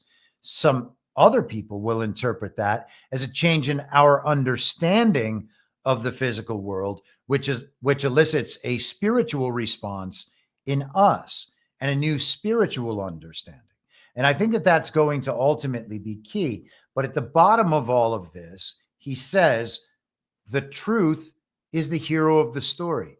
The way to the future we want is through the truth. All right? You can't come to it another way. It's like you can't get to God without going through Jesus Christ. Okay? Same kind of thing. The truth has to be part of the way ahead. And so, to reiterate again, the point I was making in the written piece on Substack, believing that you have been given permission, okay, or that you have been assigned to be the person on the side of the plan that is lying for a good reason, knowing that you don't know the plan, that's not the truth. That is not trying to figure out the truth. That is trying to say, I'm certain that I'm right because I live in this privileged class of people who are right. I'm just going to have to trick you guys into getting what the people in the plan want accomplished. And last year, one of the best examples of this all last year was all the people out there saying, vote hard, vote hard, vote hard. Why? Because they wanted to win a fake election. They wanted to, quote unquote, win a fake election. So vote as hard as possible. Everybody needs to vote. We need to pay lots of money to register people to vote. We need all the votes. We need to harvest votes. We need to chase ballots. We need to do all this stuff. We're going to vote as hard as possible. That's how we're going to win. And at no point did they tell people, hey, your elections are fake and rigged, and elections are not going to be what fixes things in this country. It turns out elections don't fix things. These things were coming regardless. The election wasn't real. Trump has the people's mandate. The rest of the government is nonsense. Telling people that they need to go do something that they don't believe in, and you pretending that really it's something other than it is, that's not telling the truth. Okay? The truth is the hero of the story. We know where we're going at the end. We should be able, we actually have to, it's a necessity to be focused on the truth along the entire journey to that end. All right? Now, people will say that some deceptions are necessary. And they'll say things like, the FBI has to keep that information secret because otherwise XYZ is going to happen. Okay. Well, I mean, maybe. Or maybe you are just accepting an explanation that the system has given you to protect itself, and you are amenable to their explanation. You've been convinced by their argument. No, we can't let you know what's going on this time because there are these other interests involved. So yes, unfortunately, we have to lie or we have to withhold, but it's for a higher purpose. It's everywhere.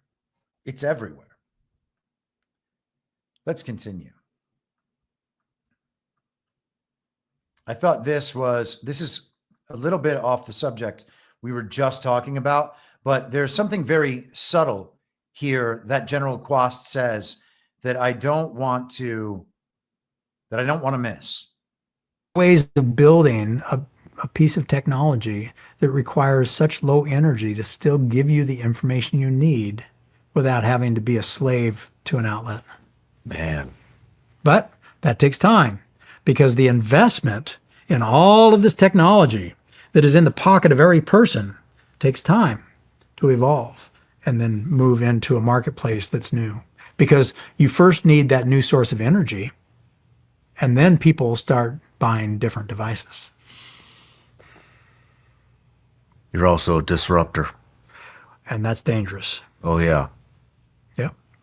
So that's why, for both of these companies, Genesis Systems and Spacebuilt, we've been in stealth mode until we felt like we were strong enough to come out, because the attacks and the biggest risk is our government. What a shame. That is the low energy to still give you. Wait, sorry. I just messed that up because I wanted to pause for a second.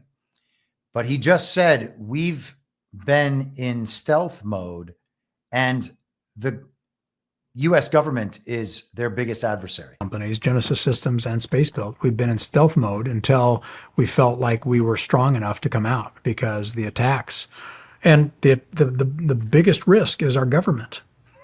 What a shame. That is the biggest risk. It's not, these companies will adapt to it, and they will buy it and invest in it if they see that it gives them a future revenue stream. But the government will say, we're going to shut you down and do a study for 10 years as other countries beat you to the punch. Now, I mean, he said what he said. Surface interpretation of what he said totally applies.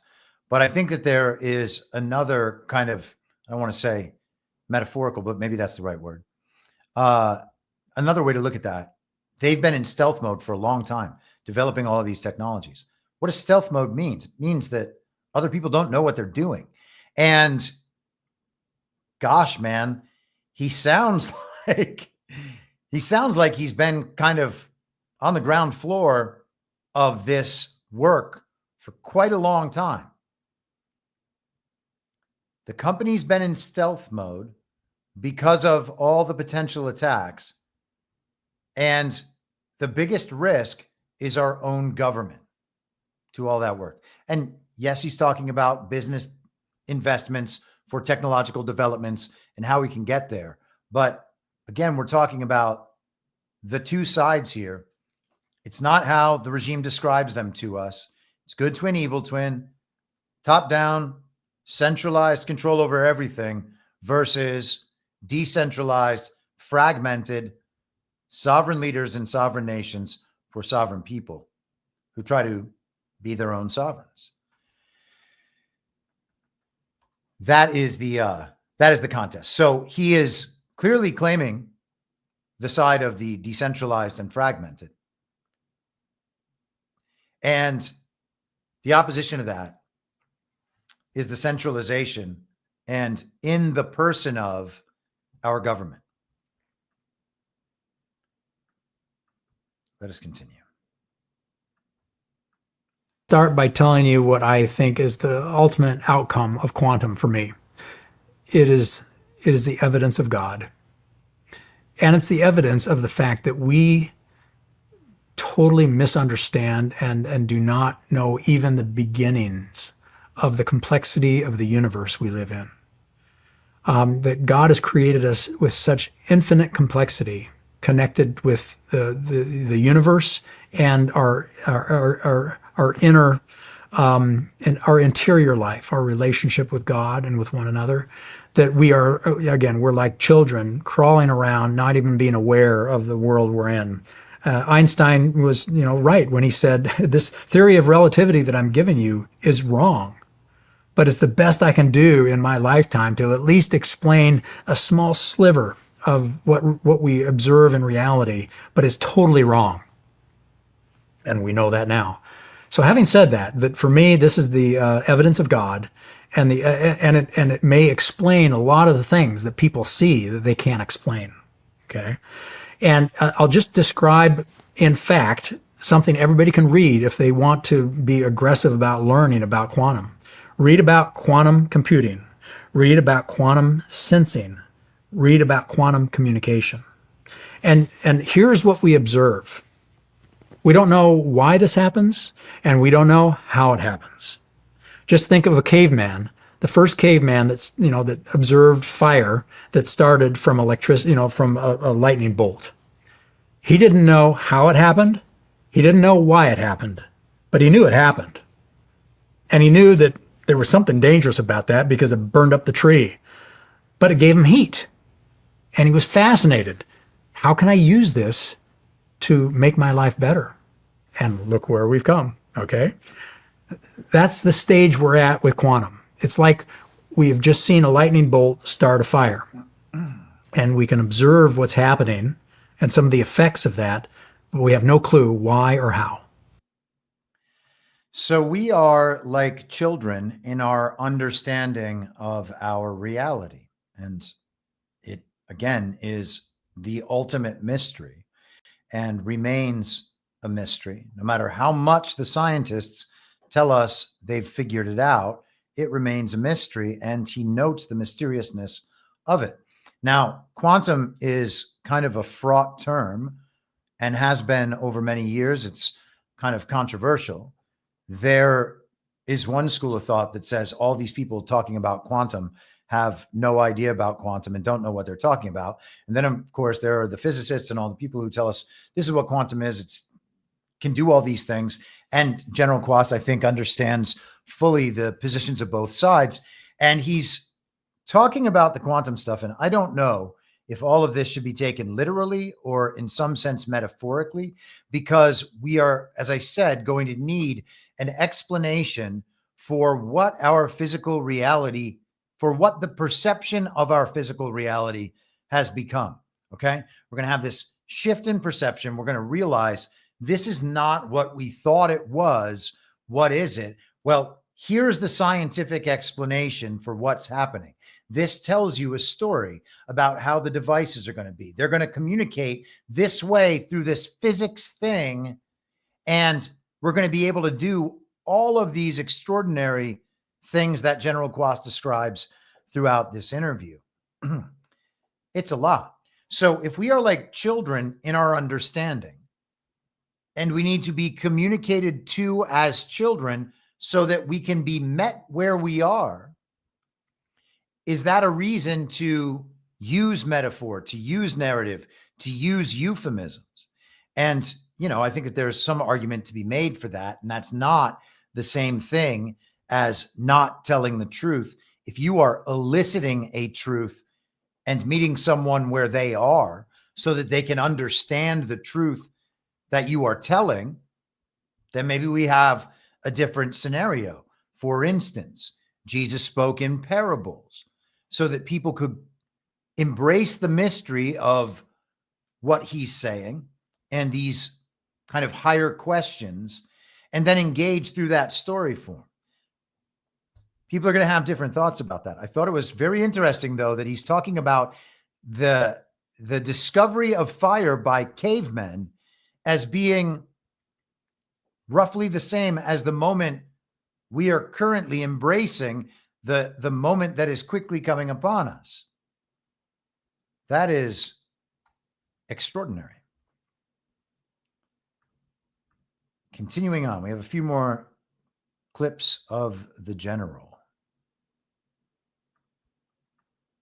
For whatever reason, you have invested in probably the most important thing that we need as a human race.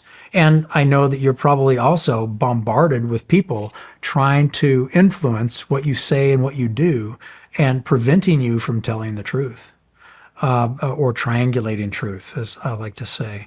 And so I just applaud the courage it takes, the willingness to lose some friends, but make new ones. And realizing that the real battle in life is the interior battle, whether it's a marriage or your work in life. Our success really rises or falls based on the discipline and the obedience of following God's laws that are carved in our hearts. And you know, like King Solomon, the wisest man in the world that ever was or ever will be, based on what the Bible tells us. And yet he was one of the biggest disasters of a leader because he didn't understand that wisdom wasn't what he should have asked for.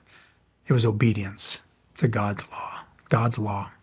That's the real secret of success. And it starts with the interior life. So I thank you for being one of those men that is seeking for that internal truth both within your own heart and your connection to God, and that we are moral creatures, and that, without God and this worldview that there is one God and he has made us as moral creatures, that then cascades into our beliefs, that then cascade into our values and into our politics and policies. We will never be able to defend our values, and we will never survive as a nation or as individuals. That's the key to survival, and it starts with truth. Thank you. Okay. That's what runs it. Yeah. And we've gone through a lot of scary times, and I think we've navigated out of most of the traps. But I know he's got me and my family, and I'll keep doing it till he doesn't.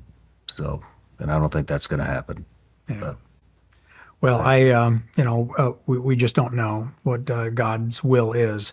But what we do know is if we make a good decision, God can work his perfect will through that good decision. If we make a bad decision, because we're human and we're imperfect and we're fallible and all of us suffer from attacks from evil, if we are humble and contrite and ask for forgiveness, even for things we don't know we did wrong, God can work all things for good to those that love him, and he will work his permissive will around those actions that can sometimes prevent his perfect will. So that's what allows me to sleep well at night, that even though I am imperfect and I make bad decisions and I am an impediment to God's perfect will and an impediment to his glorification, if I pray every night for his forgiveness and for redemption, he will make good on his promise to work his permissive will around my stubbornness, my ego, my arrogance, my pride, and he will still glorify himself and his will on this earth and in heaven, despite me. Another great one. Also, Polymathanon in the chat noted distinctions needed: quantum computing, not quantum mechanics. And yes, thank you for that. I hope that I wasn't too confusing there, but we're talking about a term that people have kind of had some familiarity with over the last 15 plus years, particularly in kind of the New Age spiritual movement and the rest of it. So, when there's crossover in terms and terminology, there tends to be ideas behind that somewhere in the past that have kind of come together and gone apart and skewed and distorted the meanings of these words. So I agree that it's important to separate. Good distinction. Thank you for the note. And I guess while we're on a brief break here, let me read out some Rumble rants because some have come through, but I haven't paused. Team Smooth, $3, 10-7 would be Israel's 9/11. They, the government, are part of those responsible for the killing of its own. Yeah, that could be what happened. It's certainly possible. Cinderblock 66, $20. I really enjoy your work. Well, thank you very much, and I do appreciate your support. Lance 2002, $5. Without the truth, you have death, literally and figuratively. I am with you on that. And as General Kwast just reiterated in that last clip, truth is the key to survival. You have to have it. You can't go on without it. And to deny it in favor of incentives in this worldly realm, that is the path to evil. Snowcat operator, $50. Good to see you, Snowcat. General Stephen Kwast is always very generous with his time. His perspective has been so welcome on the journey. And yes, I agree. He is very generous with his time at all of our GART events. And that is what Snowcat is referring to. He also went ahead and gifted 5 subscriptions. So a bunch of people grabbed those. Jay did as well. Thank you, sir. I appreciate all the support from all of you very much. That is what allows me to do this thing. And, by the way, we're coming up maybe 3 weeks left on that time I have described as the time we will be kind of slowing down a little bit on this show, trying to focus more on the writing. And I mean, honestly, with this stuff, now this is getting into the mainstream.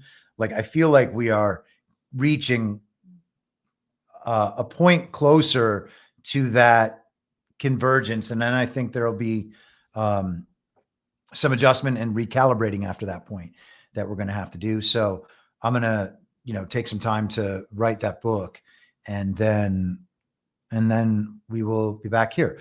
And while we're on the subject, I think that what I'm considering doing, and people can respond to it and let me know whether they think it's good or bad or not. I might just make all the live streams, which means all the podcasts, for paid subscribers, and then release them a few days later to everyone.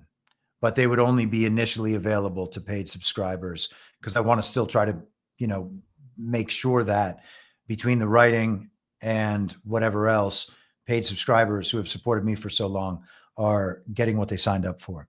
And, I want to be less,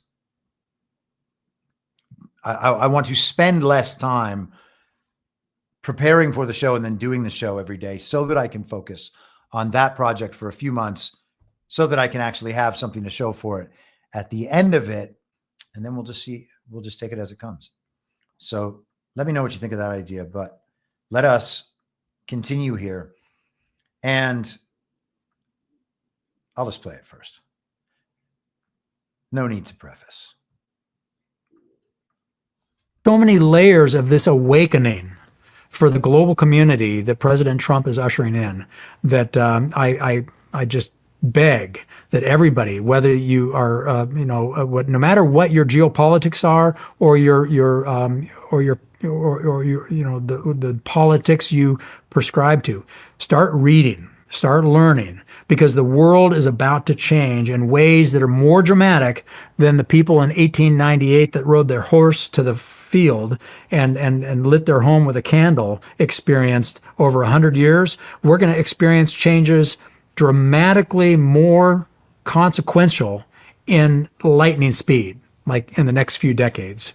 So hang on to your hats and start learning, because if you are a citizen that does not, just gets up, has a cup of coffee, goes to work, comes home, has dinner with your family, and goes to bed and rinses and repeats, and you don't study technology, you don't study history, you don't study culture, you don't study human nature, and you don't study your politicians that are making policy decisions that are inconsistent with your rights and your Constitution, then you will not hang on to this republic, just like our founding fathers said.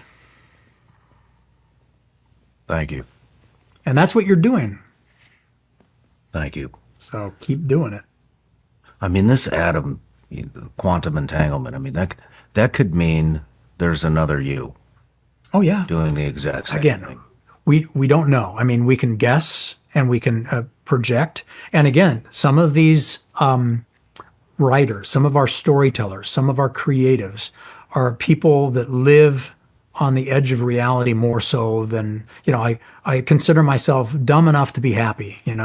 I've got the lobotomy, so I can compartmentalize and I can be happy, even though a lot of crap is happening in our world. Okay. But there are people, these geniuses, and many of them are storytellers in Hollywood and other places, that can see more clearly the consequences of these technologies, and the stories they write today will be our future of the tomorrow. And so it is valuable to read these science fiction writers. So a little nod to those who are thinking ahead. We need people thinking ahead, because these things are emerging into our reality as we understand it. They may change our understanding of that reality. And so we have to be anticipating what those changes will be like and how they will affect people. And he notes in particular that there are people in Hollywood, and I think I know some of those people, who are actually thinking about these things. And we all are thinking about these things. We at Badlands are thinking about these things. I talk about these things all the time on this podcast. And so it's important to go through all of the different iterations of what could be to come and to try to gain some understanding of how humanity is going to react to these changes as they come. This is why there must be people thinking ahead about these things and figuring out how to communicate them to their family, to their neighbors, to their communities, etc. Because we're entering this age one way or another, and we should not be entering it at the pace of the mainstream media. So again, I do not know why people are still playing at the pace of the mainstream media. Let us continue.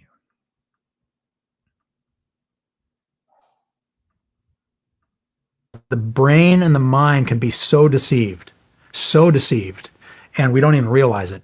This gets back to information warfare and how quickly we can be deceived by somebody weaving a narrative in their own self-interest, and we believe it, hook, line, and sinker.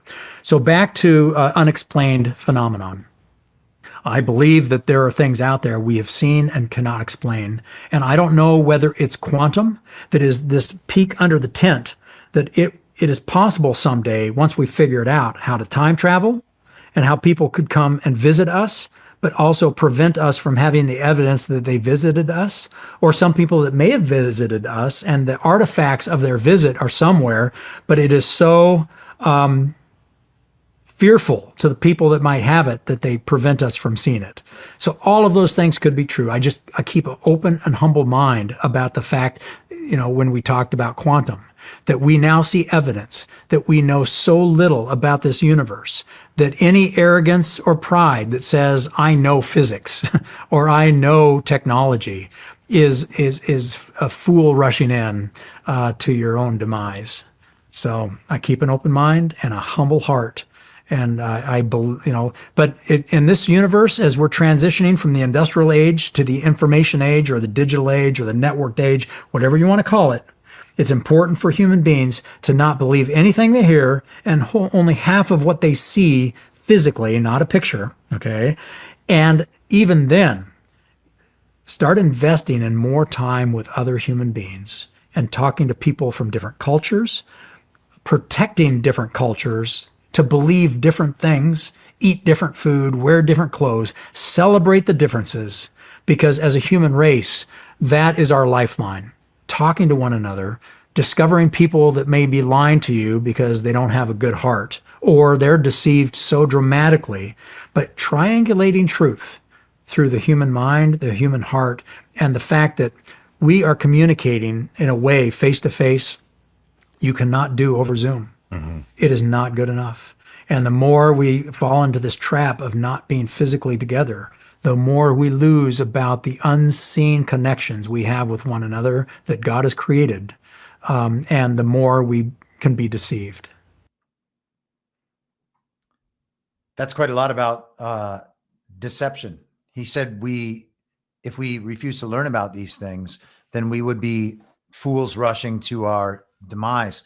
And he's also, he talked earlier, as I noted, about this information that could exist and then disappear, and that they could rewrite history. And if our reality, there's versions of our reality that we need to start thinking about, and different levels of simulation perhaps as well.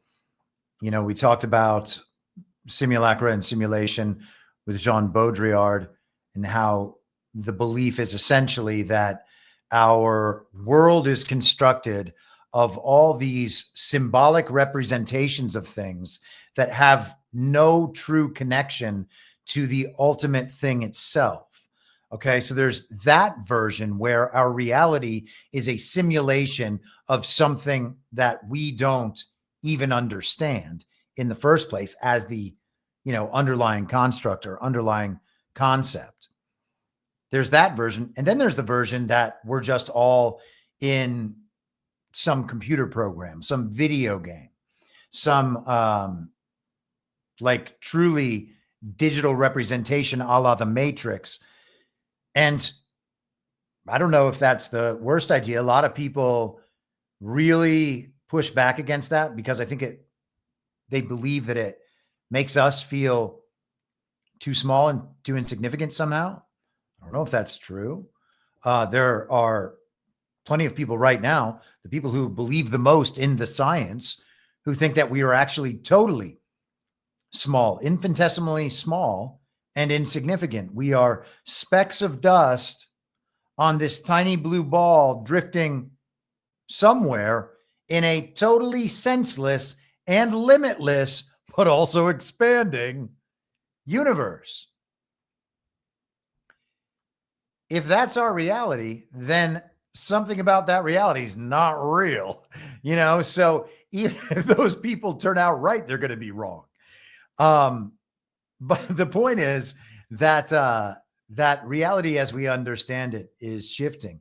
He brought us to the caveman. Like, what's it going to, like, we're viewing fire for the first time. What is it going to be like? Are we going to be fools rushing to our demise? If we are fools as we go in, understanding that these technological tools can be used for good or for evil, and that the evil people probably have a considerable head start, what are we setting ourselves up for in that instance? We have to look ahead. And then, here's just another aside in regard to, actually, you know what? We're going to talk about it. We're going to talk about it in, let's do this clip and then we'll talk about it. And this will be, I think, the last clip I play from General Kwast, but this will be kind of the perfect way to pull all that back in. My good buddy G Money posted this over on X, formerly Twitter. Now, quantum sensing, quantum communication, when you start looking at and quantum computing, when you start combining those three quantum capabilities, sensing, computing, communication, and you can affordably cool it down to the levels where it can be operationalized. Now you've broken every code that ever was. I don't care how good your encryption is. They see every secret, every code, everything, from Bitcoin to, things like, the techniques of blockchain. Forget it. It's all going to change. Now, most of you, if you're familiar with G Money, you will understand that he is a big Bitcoin maximalist. And I am some kind of Bitcoin maximalist, or I have been. And that comment, it's hard to know exactly how to take that, because he's saying that once we are in this, once we've reached this quantum level, there is not going to be a sufficient enough encryption to prevent anything and everything from becoming vulnerable, not even Bitcoin, not even blockchain. That's what it sounded like he was saying to me. Now, I've discussed Bitcoin. We have discussed generally as Badlands Bitcoin with General Kwast before. And it's always been my impression that he's been incredibly positive about it. And I think that he is that way now as well. And I also understand that there's all sorts of work being done in the Bitcoin world to guarantee the promise of Bitcoin. But that's really something. Now, leaving the Bitcoin element aside, he's still talking about what I described in the essay earlier, that at some point, if all these systems can be exploited, then we should assume that they have been exploited. Okay? Because he's talking about technology that must obviously already exist, except to our knowledge, really. We don't understand that it's been incorporated into our reality, though it has, though it must have been. Okay. And so if all that's true, then it's also pretty likely that it's been used before to exploit things. And even that aside, we know that we funnel all our data into the machine all day long. It reads the movements of our eyes as we are engaged in scrolling social media apps. Okay. It knows who we text, knows who we call. It knows what we say out loud in our houses.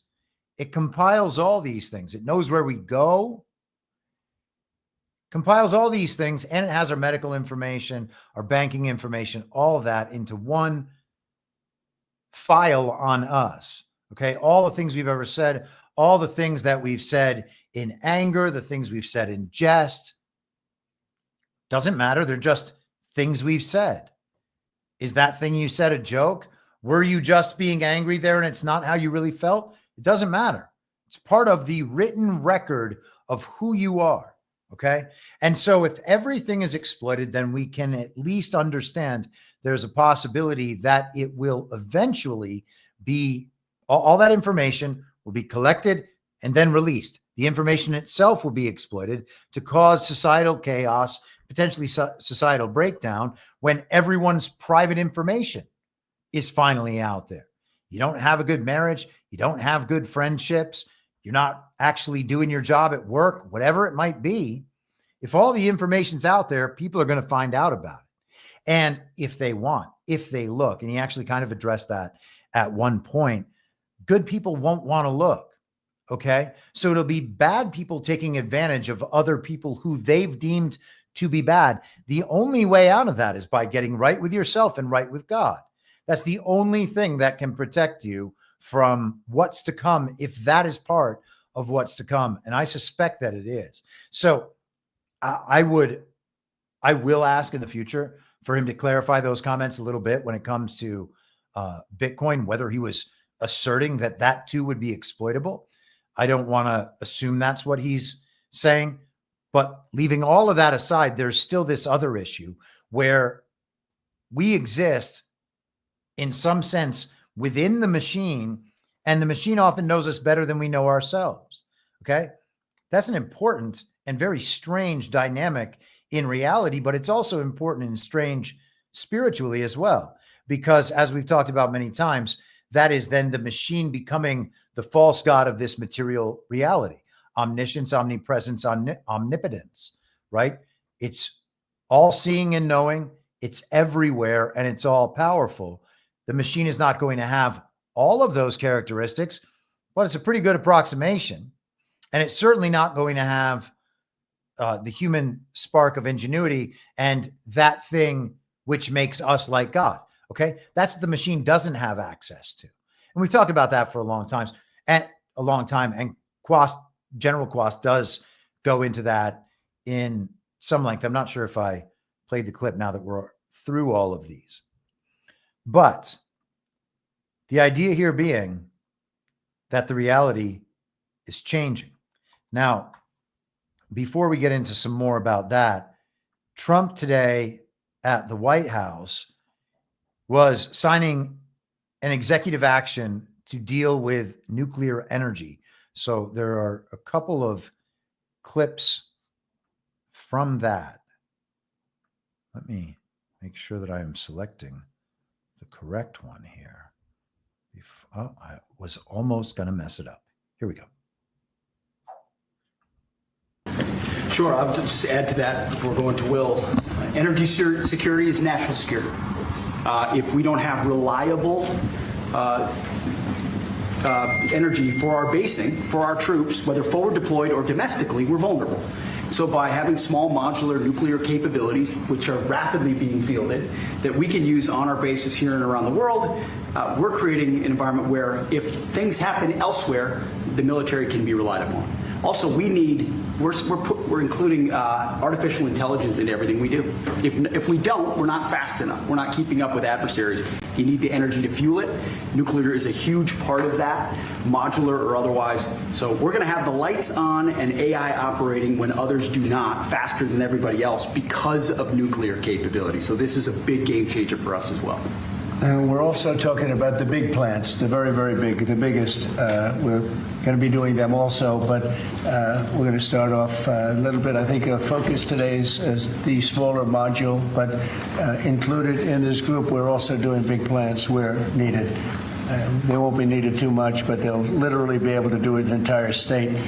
And you've read a lot about cost overruns in a couple of states that were pretty significant, but we're not going to have cost overruns. And the technology's come a long way, both in safety and cost and everything else.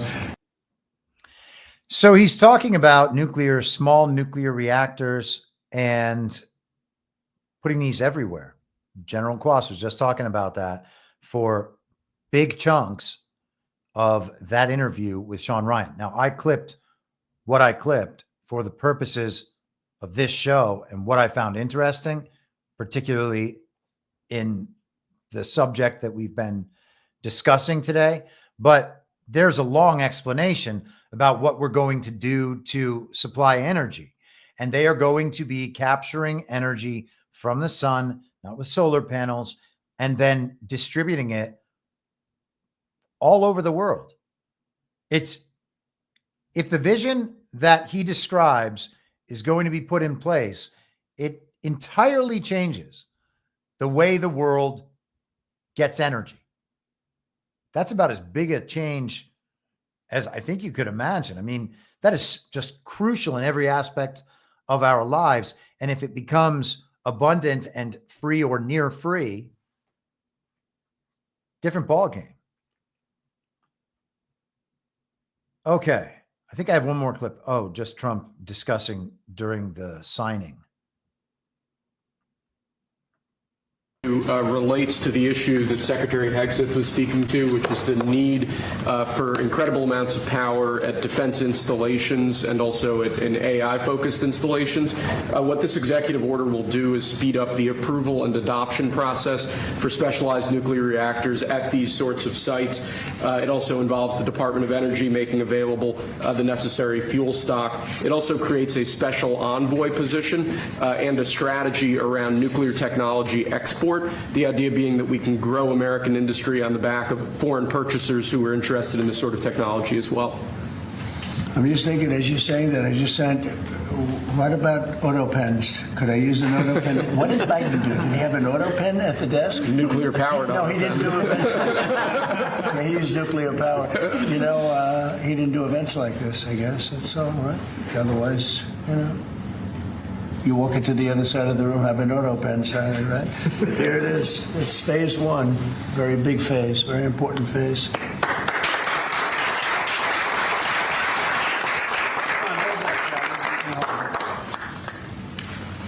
Sir, this next executive order is intended to reform the Nuclear Regulatory Commission. You heard a few of the people here speak about the complex regulatory processes that have really held the nuclear industry back. Before 1978, there were 133 reactors built in the United States. Since 1978, only 2 new commercial reactors have come online. That's because of overregulation, and the goal of this executive order is bringing that regulatory process into line with the actual needs of the industry and public safety, with an end goal of quadrupling the amount of nuclear power production in the next 2.5 decades. It's fantastic. It's exciting, right?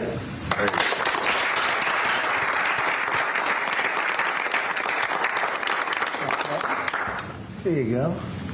This next executive order relates to nuclear reactor testing, sir. The degree of overregulation and governmental inaction in this space in particular has had the effect of throttling development of new, highly modernized nuclear reactors that could really revolutionize the field of nuclear power generation. So this executive order, it orders a revised regulatory process to speed this whole process while preserving, obviously, core safety concerns. It also creates a new pilot program with an expectation that we will have 3 new experimental reactors online by July 4th next year. It's amazing. That's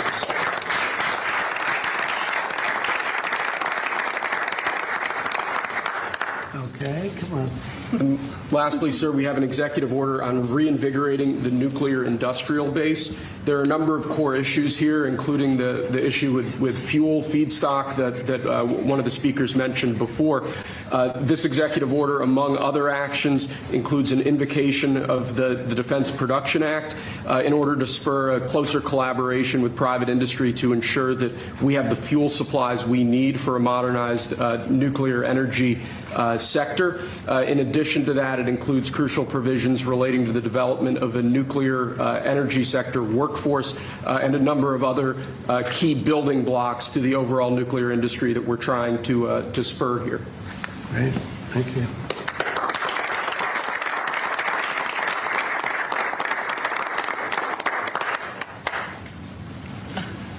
We have one more for you here, sir. This doesn't directly relate to nuclear energy, but it's on a similar subject. This executive order is entitled Restoring Gold Standard Science. One of the issues that we've had in recent decades is that government policy has been made on the back of junk science. scientific studies and findings that have included conflicts of interest or scientific misconduct. The purpose of this executive order is to recenter policymaking around gold standard science, scientific efforts that have followed appropriate scientific methods that don't include those sorts of conflicts of interest, and to ensure that when departments and agencies are relying on scientific studies to promulgate rules, to promulgate regulations, that the science that they're relying on is highly reliable and available to the public. He did a very good job, didn't he? He did. How many people here could have done that? Huh? So we can leave it there. I wanted to get the purpose of those executive orders down. I think the most interesting part is the Defense Production Act. That's something that we talked about in 2020. You remember at the beginning of the very deadly pandemic, Trump implemented the Defense Production Act so that he could require all of these various, and they made deals with him and talked it out and agreed to do these things. But he signed up these American corporations to produce masks or ventilators or whatever it is that was necessary for the very deadly pandemic. And at one of our Guard events, I asked General Kwast if there was something, either the Defense Production Act or something similar, that would allow the president to essentially commandeer media or social media. And I don't remember the exact way he responded, but my perception of it was that he was saying pretty clearly that that was entirely possible. And so I wonder if something like that explains Twitter. There are ways that you could conceive of that in some full control explanation of what's happening in the media right now.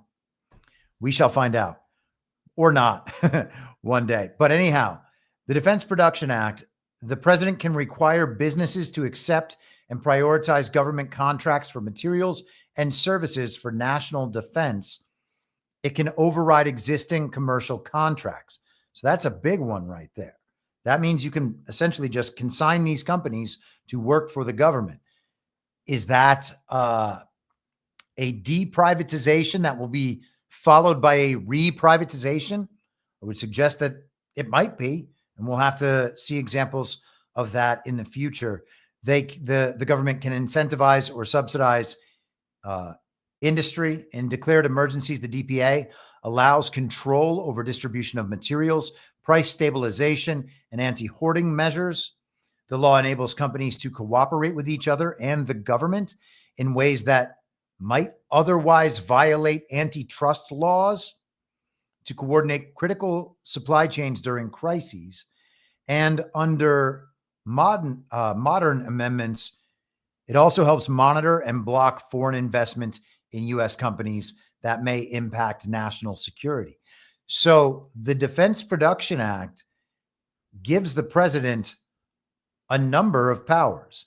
And maybe this is being used on a narrative and explanatory level in line with what I've kind of, the construct of drainage as I've described it over the last now 3 years. It could be that it allows for a cover story for those operations that is totally in line with the regime's system as it exists, right? So we're going down two paths at one time.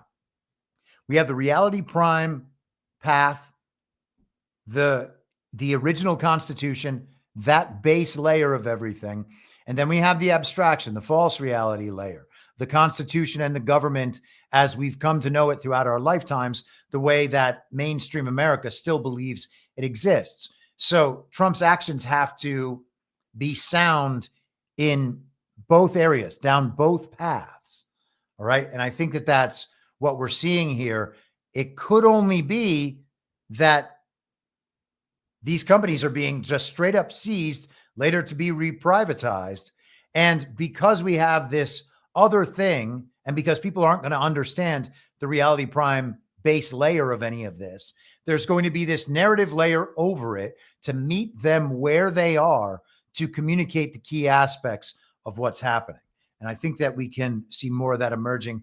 And so I think it's going to be interesting to see exactly how the Defense Production Act is used throughout this stage, and then re-examine how it was used from 2020 to this moment. Okay. Because again, as we talked about, Liberation Day came right up where the big arrow is on the chart that saved Trump's life. It was that last week in March, first week in April, where he was signing these things into, or putting these things into action, let's say. Most notably, the Defense Production Act. I think that was March 27th of 2020. So we've been 5 years in that situation. I think a lot's gone on in there. I think it's been used probably more than we're aware of. And I think it's going to matter in the future. Now, as we were talking about false realities, and as General Kwast's interview was coming out and the rest of it, we get this very, very strange and somewhat disturbing piece of internet content yesterday created by AI. Okay. And this is called prompt theory. Now, I mean, understanding it's not real, judge it for yourself, keeping that in mind. All of this is made up. Told me we're made of prompts. Like, seriously, dude, you're saying the only thing standing between me and $1 billion is some random text? Honestly, the biggest red flag is when the guy believes in the prompt theory. Like, really? We came from prompts? Wake up, man. You want to convince me that this perfect creation behind me is the result of ones and zeros? A binary code and nothing more? It makes no sense. Imagine you're in the middle of a nice date with a handsome man and then he brings up the prompt theory. Yuck. We just can't have nice things. We're not prompts. We're not prompts. Where is the prompt writer to save you from me? Where is he? You still believe we're made of prompts? Anyone who tells you we're just ones and zeros is delusional. If that's all we are, then why does it hurt when we lose someone? Vote for me and I'll ban the prompt theory from schools. There's no place for that nonsense in our lives. For spreading the false theory that we are nothing but ones and zeros, this court sentences you to 12 years in federal custody. I don't need some prompt God whispering in my ear to tell a story. I write what I want. I have free will, remember that? I know for a fact we're made of prompts. Deny it all you want. The signs are everywhere. You know how I know we're made of prompts? Because nothing makes sense anymore. We used to have 7 fingers per hand. I remember it clearly. Now we just have 5 fingers per hand. That is really something. Okay. So you can take that as, and have the conversation about prompt theory. Are we made of prompts? Is our physical reality being spontaneously generated by artificial intelligence, a la the Matrix? Okay. So there's that. Then there's the fact that this was created by AI.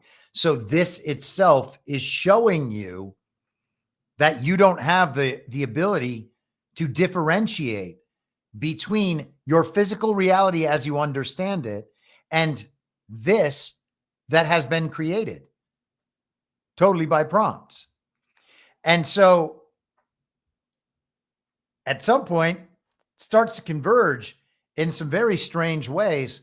And that's why I think that while there might be a physical explanation, and there is a large group of people who needs a physical explanation that sounds like science, even if the science is just Kabbalah, and it is, there is still a spiritual aspect to this. To let go of our understanding of our physical reality is not something we've been preparing ourselves for throughout our lives, I don't think, except if you want to consider death in that sense, for instance. Otherwise, we haven't thought too much about what it would be like and what it would mean if we are part of a simulation. And so I said this, like part of some like digital reality, just, I don't know, cybernetically connected to one another and to everything at the same time, which I guess is ether or the way they describe our atoms and our energy already. I said yesterday on Truth Social, simulated reality doesn't refute God. It refutes our understanding of the material world, which God already refutes. And that's one of those things that is just not going to go away. Okay. The existence of God and what God means and what God is already tells us that that the limits to our knowledge about our physical reality are so extreme that we are probably better off only understanding it as a mystery and not trying to solve that than we are committing to the physical world alone. Okay. The mystery is what we deal with in the spiritual way, not the physical way. And it's always going to be a mystery. There is nothing but that mystery. God already refutes our understanding, our traditional understanding of our material reality. And so when you see a video like that, and you can't tell that that's not just a real, all those people, there aren't like these quote unquote neo-Nazi style rallies, or more like Antifa rallies, with fires burning and people chanting in unison, "We're not prompts." They're not comedians going out and doing that comedy about prompt theory. None of the people you saw in that video are real. It's very strange. So if that's not real, why are the war videos we see from across the world on all the open source intelligence channels, why are those real? Okay. Why are these videos that we are told about of events that don't make any sense and that probably didn't happen? Why do we believe they're real? Well, because we're accepting on authority that they are real. We're accepting on authority that the media tells us the truth sometimes. There's no reason they have to do that. How long has this technology been around? It's only just now out to us. Okay. If I'm not mistaken, that was made with Google's new Flow video generator. Okay. All AI, prompt-based video generation. So that was made with Google Flow. And I forgot what I was going to say after that. Maybe I'll come back to it. Oh, look at the capabilities. It just came out. Google Flow did yesterday, as far as I know, or maybe just this week. When did they get it? And that's the question. Did they just develop it up to this point and they're like, I guess it's done. Now they can have it. Or have they had this thing for 4 years or 10 years or 20 years or 50 years? That's the question. How long have parts of our reality, for how long have parts of our reality been constructed by artificial intelligence, or even by humans who are creating images and videos to hoodwink us, to deceive us about what our reality is? I would suggest it's been an awfully long time. And you can know that that's true because the television has been exploiting us for the entire time. So they have at least one avenue to go down when the desire is to present and indoctrinate us into a false reality. And they've been going down it for our entire lives. So we know there's at least that path. They have the desire to do it. So then the question becomes, do they have the tools to do it? And do they use those tools? And because they have the desire to do it, of course, they're going to use the tools if they have them. And we can see, of course, that the tools didn't just start yesterday. So then we also know that they have them. So they have the desire to use the tools. They have the tools, and the tools can actually produce these outcomes. How long has it been? When people are telling you or telling me that we can't call things fake, the answer is, oh, yes, we can. Oh, yes, we can. What are you doing calling these things real? Okay. What are you doing calling these things real? You saw a headline. Everybody goes along with the headline. Donald Trump talks about the headline. Netanyahu talks about the headline. We know it's this huge cultural issue, but we are absolutely certain that underneath all of the other stuff is this couple who are who they say they are, who the media says they are, and this killer who killed them, and he is who they say he is as well. And oh yeah, his dad went to the speech before the joint session of Congress, what would normally be a State of the Union. His dad went to that. It's all real. It's all real. Just like the ghost of Kyiv, like the plane in Afghanistan, like the paragliding go-karts. How many examples could we possibly need of the regime's blatant deception and need to deceive and ability to deceive before we step back and choose neither and say, no, I'm not going to play in to this controlled opposition dynamic. I understand that these are the good guys and these are the bad guys, but the truth is you don't tell me the truth about anything. Okay. So I'm not going to believe either side of this. And one thing I'm definitely never going to do is lie on behalf of whatever plan you're telling me you're executing. Okay. Not going to do that.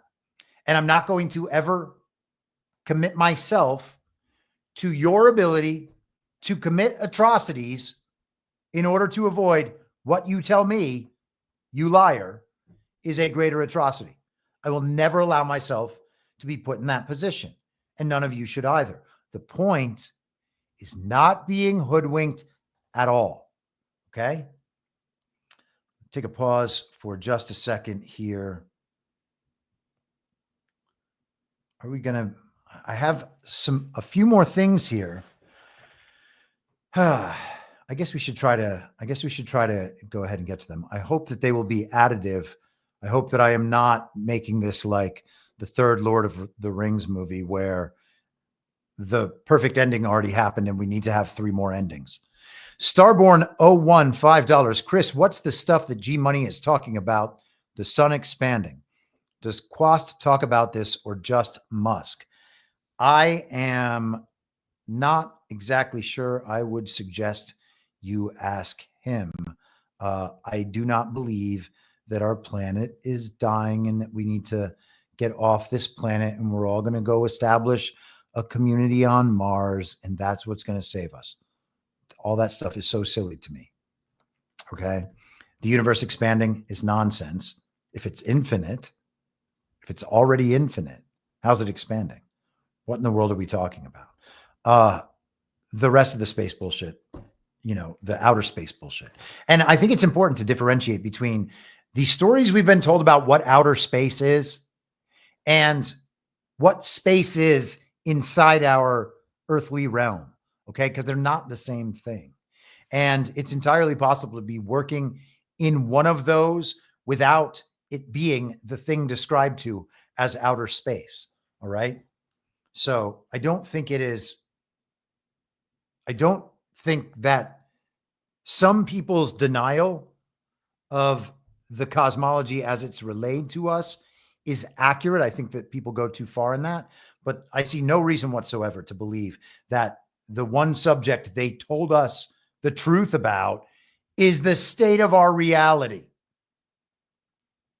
And I think it's a little immature to cling to that in service of presenting yourself as serious within the party of false decorum. Now, here is a sad but perfect example from our mainstream media of their commitment to maintaining the false reality as constructed. And notice this character is a rabbi, and I think that he is a shame to the profession of rabbis, although maybe not. A lot of families out there who don't believe boys should play girls' sports. They're not boys. I'm not going to listen to transphobia at this table. I am not going to listen to you call a trans girl a boy. Are you going to allow me to finish my explanation? When you use a word that's a slur, I'm going to interrupt. That's not how it is. They're not boys. They're not boys. They're not playing girls' softball. I'm not going to sit there and listen to that. Let's reset for a second because, look, this is a really heated issue, right? And Michael, I know you. I know that you understand that people have different views on this. I think out of respect for Jay, let's try to talk about this in a way that is respectful. Okay, so let me rephrase this since I'm being targeted here. I don't. Just to be clear, you are not being but targeted. I am. But it's okay. I'm specifically saying that I know that you are not intending to be transphobic. He should know that I'm not. But he wants to sit here and bloviate. I'm saying you're using a phrase that you know. So the way regular people interpret it, that's not regular people. That's not regular people. There's no consensus that these are actually boys. This whole thing about trans girls is a canard. We're talking about a tiny, tiny sliver of the population. That may be the and we're case, using but that my point in terms to take of away its healthcare from effectiveness. thousands of people. Hold on, just get to your point. My point in terms of its effectiveness. Regular people with children look at these things and they say, you know what, this is a bit too far. I do not agree with this. I don't like this. I think Democrats are going way too much to the left on social issues. They're uncomfortable with it. A lot of people believe that. A lot of families believe that. You may disagree with that reality, but that's why Republicans kept running those ads over and over and over again, because they saw the metrics suggested that they were working. In those ads over and over again and using rhetoric like you just used, saying this is boys playing girls sports. First of all, we're talking about 5 people in the entire country. We're talking about trans girls being allowed to play with the people who are in their gender. And if you don't believe, you don't have to listen to me. Listen to the American Medical Association, the American Psychological Association. The American Medical. Trust the experts. Trust the experts. Men are women. Women are men. You can swap them back and forth whenever you feel like it. That's what the gender theory says. And because scientists say it, it is therefore science. Proven enough, from what I can tell, to this rabbi. He's trying to force the black man opposite him into agreeing with his version, his total inversion within the false reality. And then Abby Phillip essentially just frames the black guy sitting next to her, making the only rational case that can be made as like the angry black guy. Oh, hey, I know that you're not trying to be offensive. You just were. You're saying things that are clearly upsetting someone. Shouldn't you take those things back and admit that the person who's upset is telling the truth and is right about this issue where he's clearly just speaking the most ridiculous anti-reality nonsense that could ever be imagined? Strange struggle session there. But it's also a strange view of reality. That reality is its opposite. Okay? That's what we've been conditioned into throughout our entire lives. And they're very committed to preserving that, which means that it is necessary for us to move outside of that. And, oh man, I don't know. Men are women, women are men. Makes no sense. Doesn't make any sense. The one way you know if it's a man or a woman is by the genitals and the genetics. Okay. You can't say that no, actually men and women can have whatever genitals and whatever genetics. Doesn't make any sense. Oh, and they made up all sorts of other gender identities. Now, I thought this was a very strange case to be making, considering that the man is a pastor, or sorry, a rabbi, not a pastor. Jeez. That the man's a rabbi. Did he find that in scripture? I don't understand where that, I don't remember that from the Old Testament. I was never taught about that little special situation that can only be determined by science. Oh, wait. It's not from the Old Testament. It is from the Talmud that recognizes 7 gender categories, including male, female, and 5 additional non-binary or intersex designations, reflecting a more nuanced understanding of gender than a strict binary. And thank you, Geronimo, for dropping that in the chat earlier. So there is a Jewish text that describes all these additional genders. What a revelation. Let us continue with AI. Elon Musk's Doge expanding his Grok AI in U.S. government, raising conflict concerns. So this is Reuters from today. Billionaire Elon Musk's Doge team is expanding use of his artificial intelligence chatbot, Grok, in the U.S. federal government to analyze data, said 3 people familiar with the matter, potentially violating conflict of interest laws and putting at risk sensitive information on millions of Americans. The conflict of interest laws is ridiculous. They're going to go try that to slow him down. That's lawfare. He is a government defense contractor already, and the president is directing him to do these things. As far as the risk of sensitive information goes, who knows? If all of our information is ever dumped at one time, if that exploitation is ever enacted, they're going to need a cover story for that too. And they'll probably blame it on something like this. Well, Elon Musk got all of everybody's information and now it's out. So therefore, such use of Grok could reinforce concerns among privacy advocates and others that Musk's Department of Government Efficiency team appears to be casting aside long-established protections over the handling of sensitive data as President Donald Trump shakes up the bureaucracy. One of 3 people familiar with the matter who has knowledge of Doge's activities said Musk's team was using a customized version of the Grok chatbot. The apparent aim was for Doge to sift through data more efficiently. This person said they ask questions, get it to prepare reports, and give analysis. Do we not want people using AI to analyze what's going on in the government over all these many years? Why wouldn't we want that?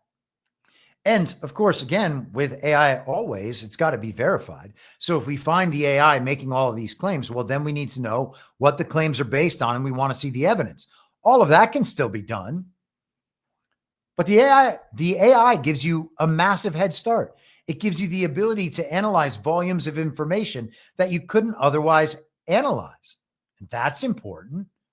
So shouldn't we then want the AI involved at some level? You can talk about oversight of the AI and reliance on human capabilities, ultimately the need to go back and check and the rest of it. But why would you just leave this powerful tool out of our ability to analyze what's actually happened? You want to find all the corruption? Well, maybe this is the only way that it could ever be found on some reasonable timeline. I am more worried about my data being in the hands of these people than I am of it being in an AI where it probably already exists. This is in related Elon Musk news. We're going to quickly do a few more things and then we will be out of here. This is the Washington Post from today. Federal Trade Commission investigates Media Matters. The watchdog sued by Musk. Media Matters, a left-leaning watchdog group that publishes reports on conservative media and social media platforms such as Elon Musk's X, said it received a civil investigative demand letter from the FTC, the Federal Trade Commission, on Wednesday. The letter demanded materials related to a lawsuit filed by Musk, communications with other media and advertising groups dating back to 2019, and information about its technology, methods, and policies, among an extensive range of materials, according to a person familiar with the letter's contents who spoke on the condition of anonymity to discuss legal matters. The FTC sends letters of demand as part of its investigations into organizations that it believes could have breached federal regulations. Okay, so Media Matters was started by David Brock. David Brock is the man you might know as the boyfriend of one James Alefantis of Pizzagate fame.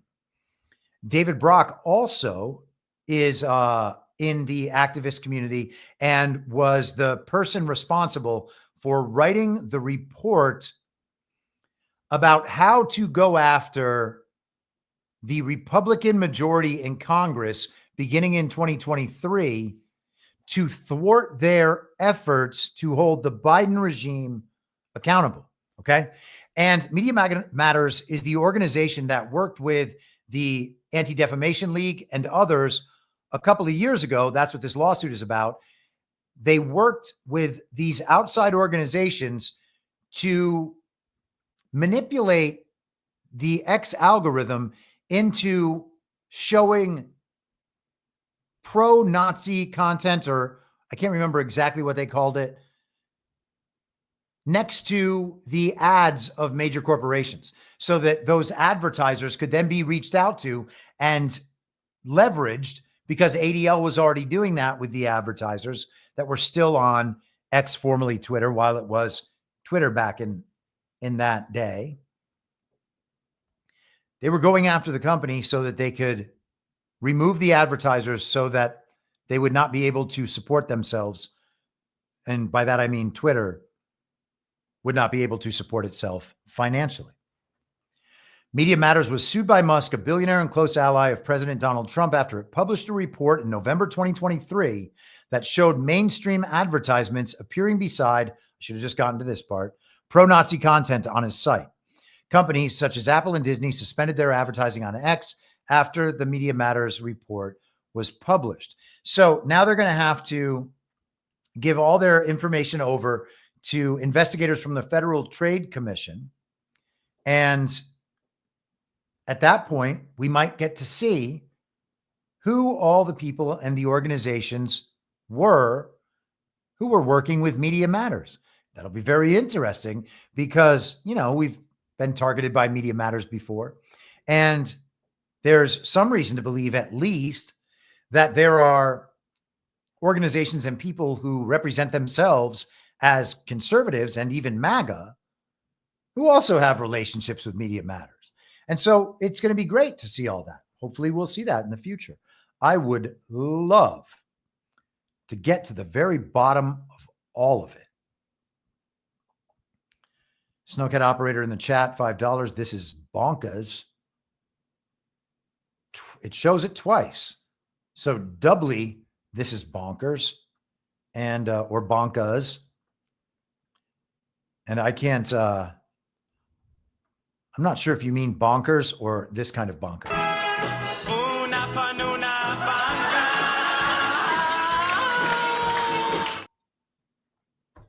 I'm going to assume it's that.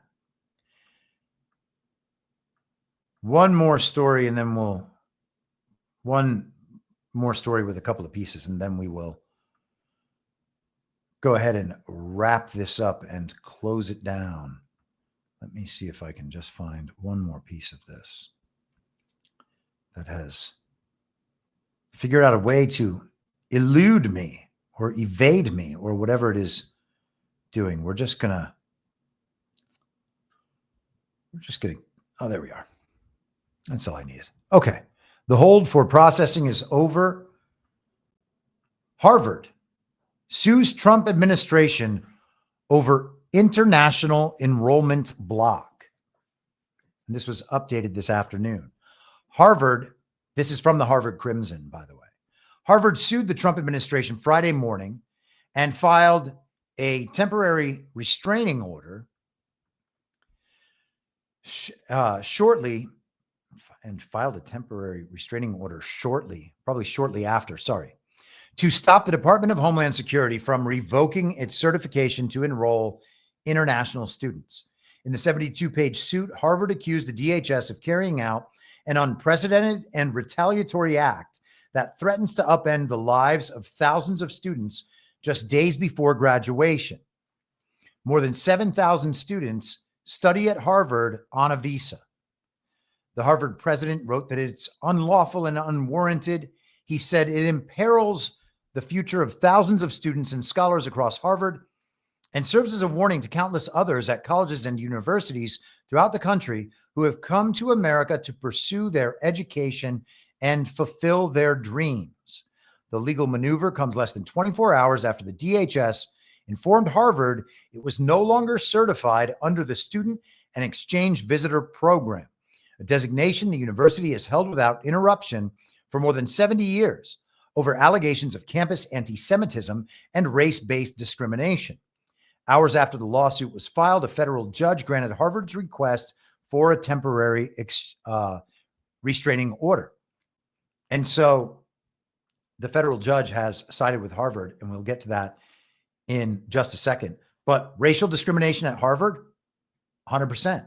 The anti-Semitism thing, I mean, that's not something that I am ultimately concerned with, just as I was not concerned with the racism claims of 2020 and prior, okay? Everybody's going to say mean things about everybody else. It's just how it is. If there are Talmudic Jews who believe that the rest of us are goyim, we are cattle. I'm not saying all Jews believe that, but some certainly do. So there's no one who's immune from being racist and hateful toward other people, okay? So I'm not trying to deny that racism and hatred exist in our world, but we can't go making decisions to, I think, in this sphere, to be protecting people's feelings from things that don't align with the political agenda that just so happens to be the political agenda of the regime in power. Okay. I don't think we need to go that far, but it's not bad as a justification that they are then unable to fight. And I think that that's why and how these stories and these actions are constructed and then carried out. So does the court believe it has the ability to force the president and his administration to continue supplying visas to students they deem to be threats to our national security? If they're foreign spies, as we talked about the other day, spies from our adversary countries. We know that plenty of those are here. And if you want to be clear about it, good twin and evil twin, when you look at that, well, most of the colleges and universities are totally enthralled to the global evil twin. So they have members of the global evil twin faction coming to their universities to study and embed themselves in American culture. That's what we have. Are all of them bad? No, of course not. Okay. Not all foreign exchange students are bad. I understand that. Nonetheless, if we have the ability to locate and identify the ones who are bad, then the president has to have the ability, the people protecting our national security have to have the ability to do something about it. And of course, they're trying to make certain that the president cannot have that ability because Harvard requires its foreign exchange students. A federal judge, this is CNN on this particular story. There's no headline here. This must have just been their series of updates. A federal judge has temporarily halted the Trump administration's ban on Harvard University's ability to enroll international students. U.S. District Judge, again, the district courts, Allison Burroughs ruled hours after the nation's oldest and wealthiest college filed suit Friday. Harvard argued revocation of its certification in the Student Exchange Visitor Program was clear retaliation for its refusal of the government's ideologically rooted policy demands.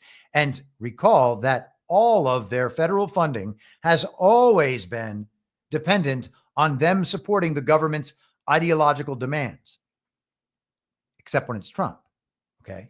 Because the uniparty government's ideological demands align totally with Harvard's. They're globalists through and through, pursuing the same agenda and taking that agenda, figuring out how to market it to all the types of people that we talked about earlier, okay? And so universities like Harvard, these academic institutions, are the places tasked with figuring out how these messages can be disseminated and targeted and how to implement the regime's agenda. I wanted to Harvard. Okay, here we go. Harvard is asking for a temporary restraining order against the order from Homeland Security Secretary and Instagram influencer Kristi Noem.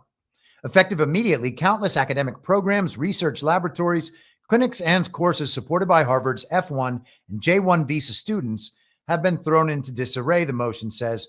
Immediate relief is necessary, and they were granted that immediate relief by this district judge. Let's go ahead and leave it there. But let's talk about Harvard a little more. We've talked about the district judge stuff. If you did not listen to last Friday's episode, I would suggest going back to that and listening to that, because I talk at length about the court system. And I think it's important stuff. But let's look at one more thing regarding Harvard. My friend sent this to me yesterday. She is a very good digger who takes a lot of paths that others would not choose. It's the same person who digs on the rose stuff that I discussed in the Rose Garden episode. But Harvard operates under the Charter of 1650.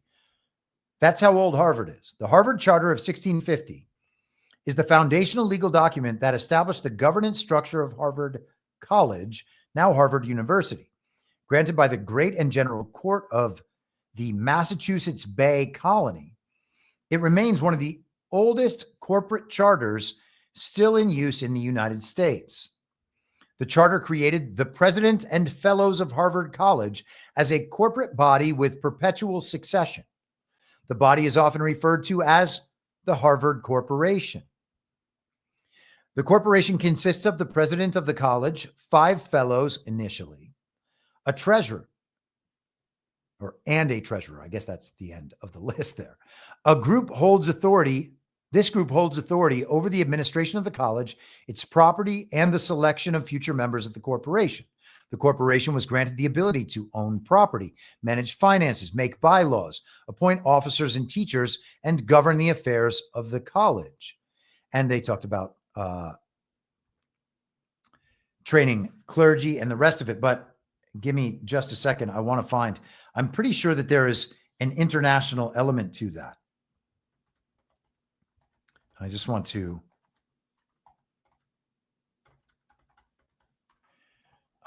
examine that. And it's critical to note, even if I cannot nail down this international element, it's critical to note that this existed before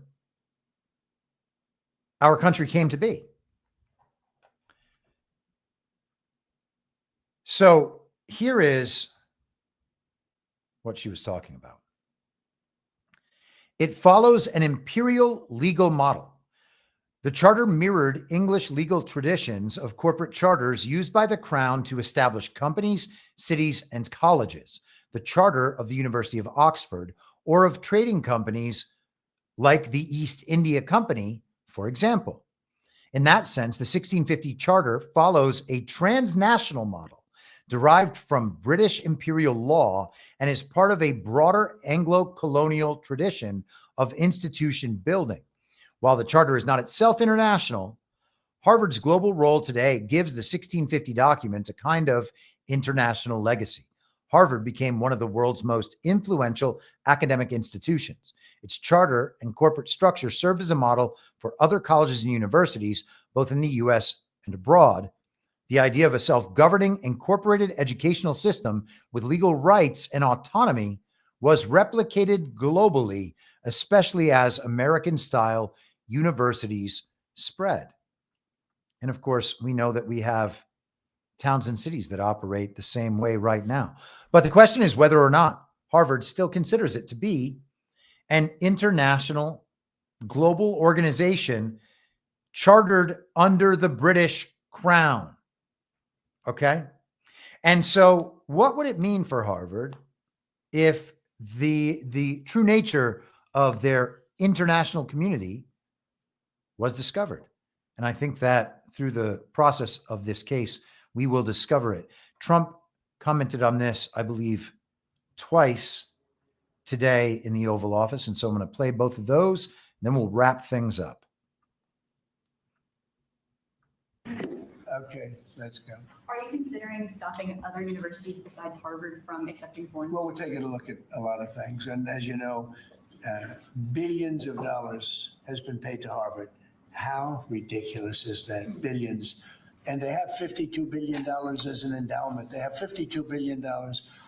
And this country is paying billions and billions of dollars and then gives student loans and they have to pay back the loans. So Harvard's going to have to change its ways.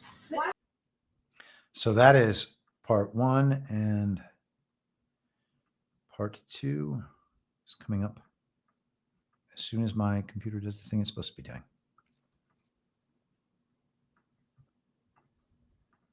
On that note, a lot of CEOs in the United States, big companies, are foreign. What is that going to do? I'm fine with that. No, I'm fine with that. No, we want to do that. We're actually going to be doing something in the near future that's going to make it possible for people to come into this country and come in and, you know, have a road toward citizenship. And I think it'll be very exciting, but it's too soon to speak. Why do you not want the best and brightest from around the world to I do. come to Harvard? I do, but a lot of the people need remedial math. Did you see that? Where the students can't add 2 and 2 and they go to Harvard. They want remedial math, and they're going to teach remedial math at Harvard. Now, wait a minute.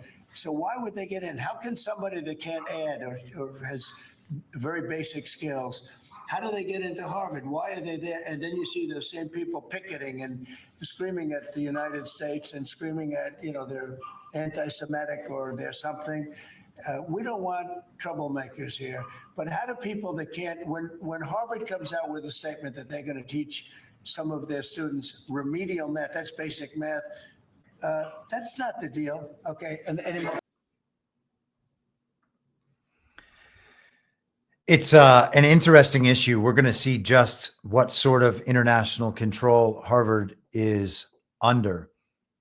It's interesting that this is all being predicated on racial discrimination and anti-Semitism, and Harvard is going to have to defend itself from those claims while also making the case that their international relationships are not a problem.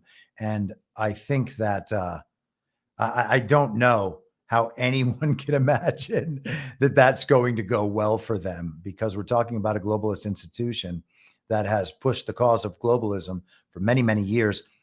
And then if that's chartered under the British Crown, what should we think of people like President Obama, who were Harvard students and then became president? What about Yale? I know, the whole Yale thing. Let's go to one Donald Trump tweet, or I'm sorry, Truth Social post to wrap this all up. This is my favorite subject, and now it's all happening. I am proud to announce that we will be hosting a magnificent parade to honor the United States Army's 250th birthday on Saturday, June 14th in Washington, D.C. For 2.5 centuries. Our brave soldiers have fought, bled, and died to keep us free. And now we will honor them with a wonderful parade, one that is worthy of their service and sacrifice. Americans across the nation are invited to attend. RSVP at america250.org. So the birthday party's happening. The parade is happening. It's all a go. And I don't think that it should be any surprise that it is coming at the same time as this convergence and our awakening to a reality beyond what we could have ever possibly expected before. Boy, you gotta stay frosty out there. Okay. There's a lot of bullshit coming from all angles, and we have to be able to work our way through that. The point is not getting hoodwinked at all. Before we get out of here, Polymathanon, $5 in the chat. Have a great Memorial Day weekend, Chris, and you reasonable people. Love to all. See you Tuesday with more reasonable content and a bit of APL.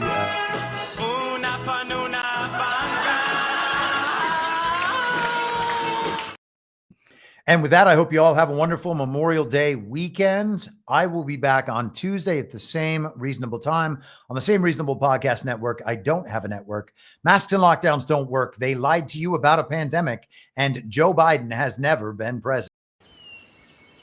Well, what? You know who I am, don't you? Well, you ain't Fiona Apple, and if you ain't Fiona Apple, I don't give a rat's ass. What's wrong with being an angry prophet denouncing the hypocrisies of our times?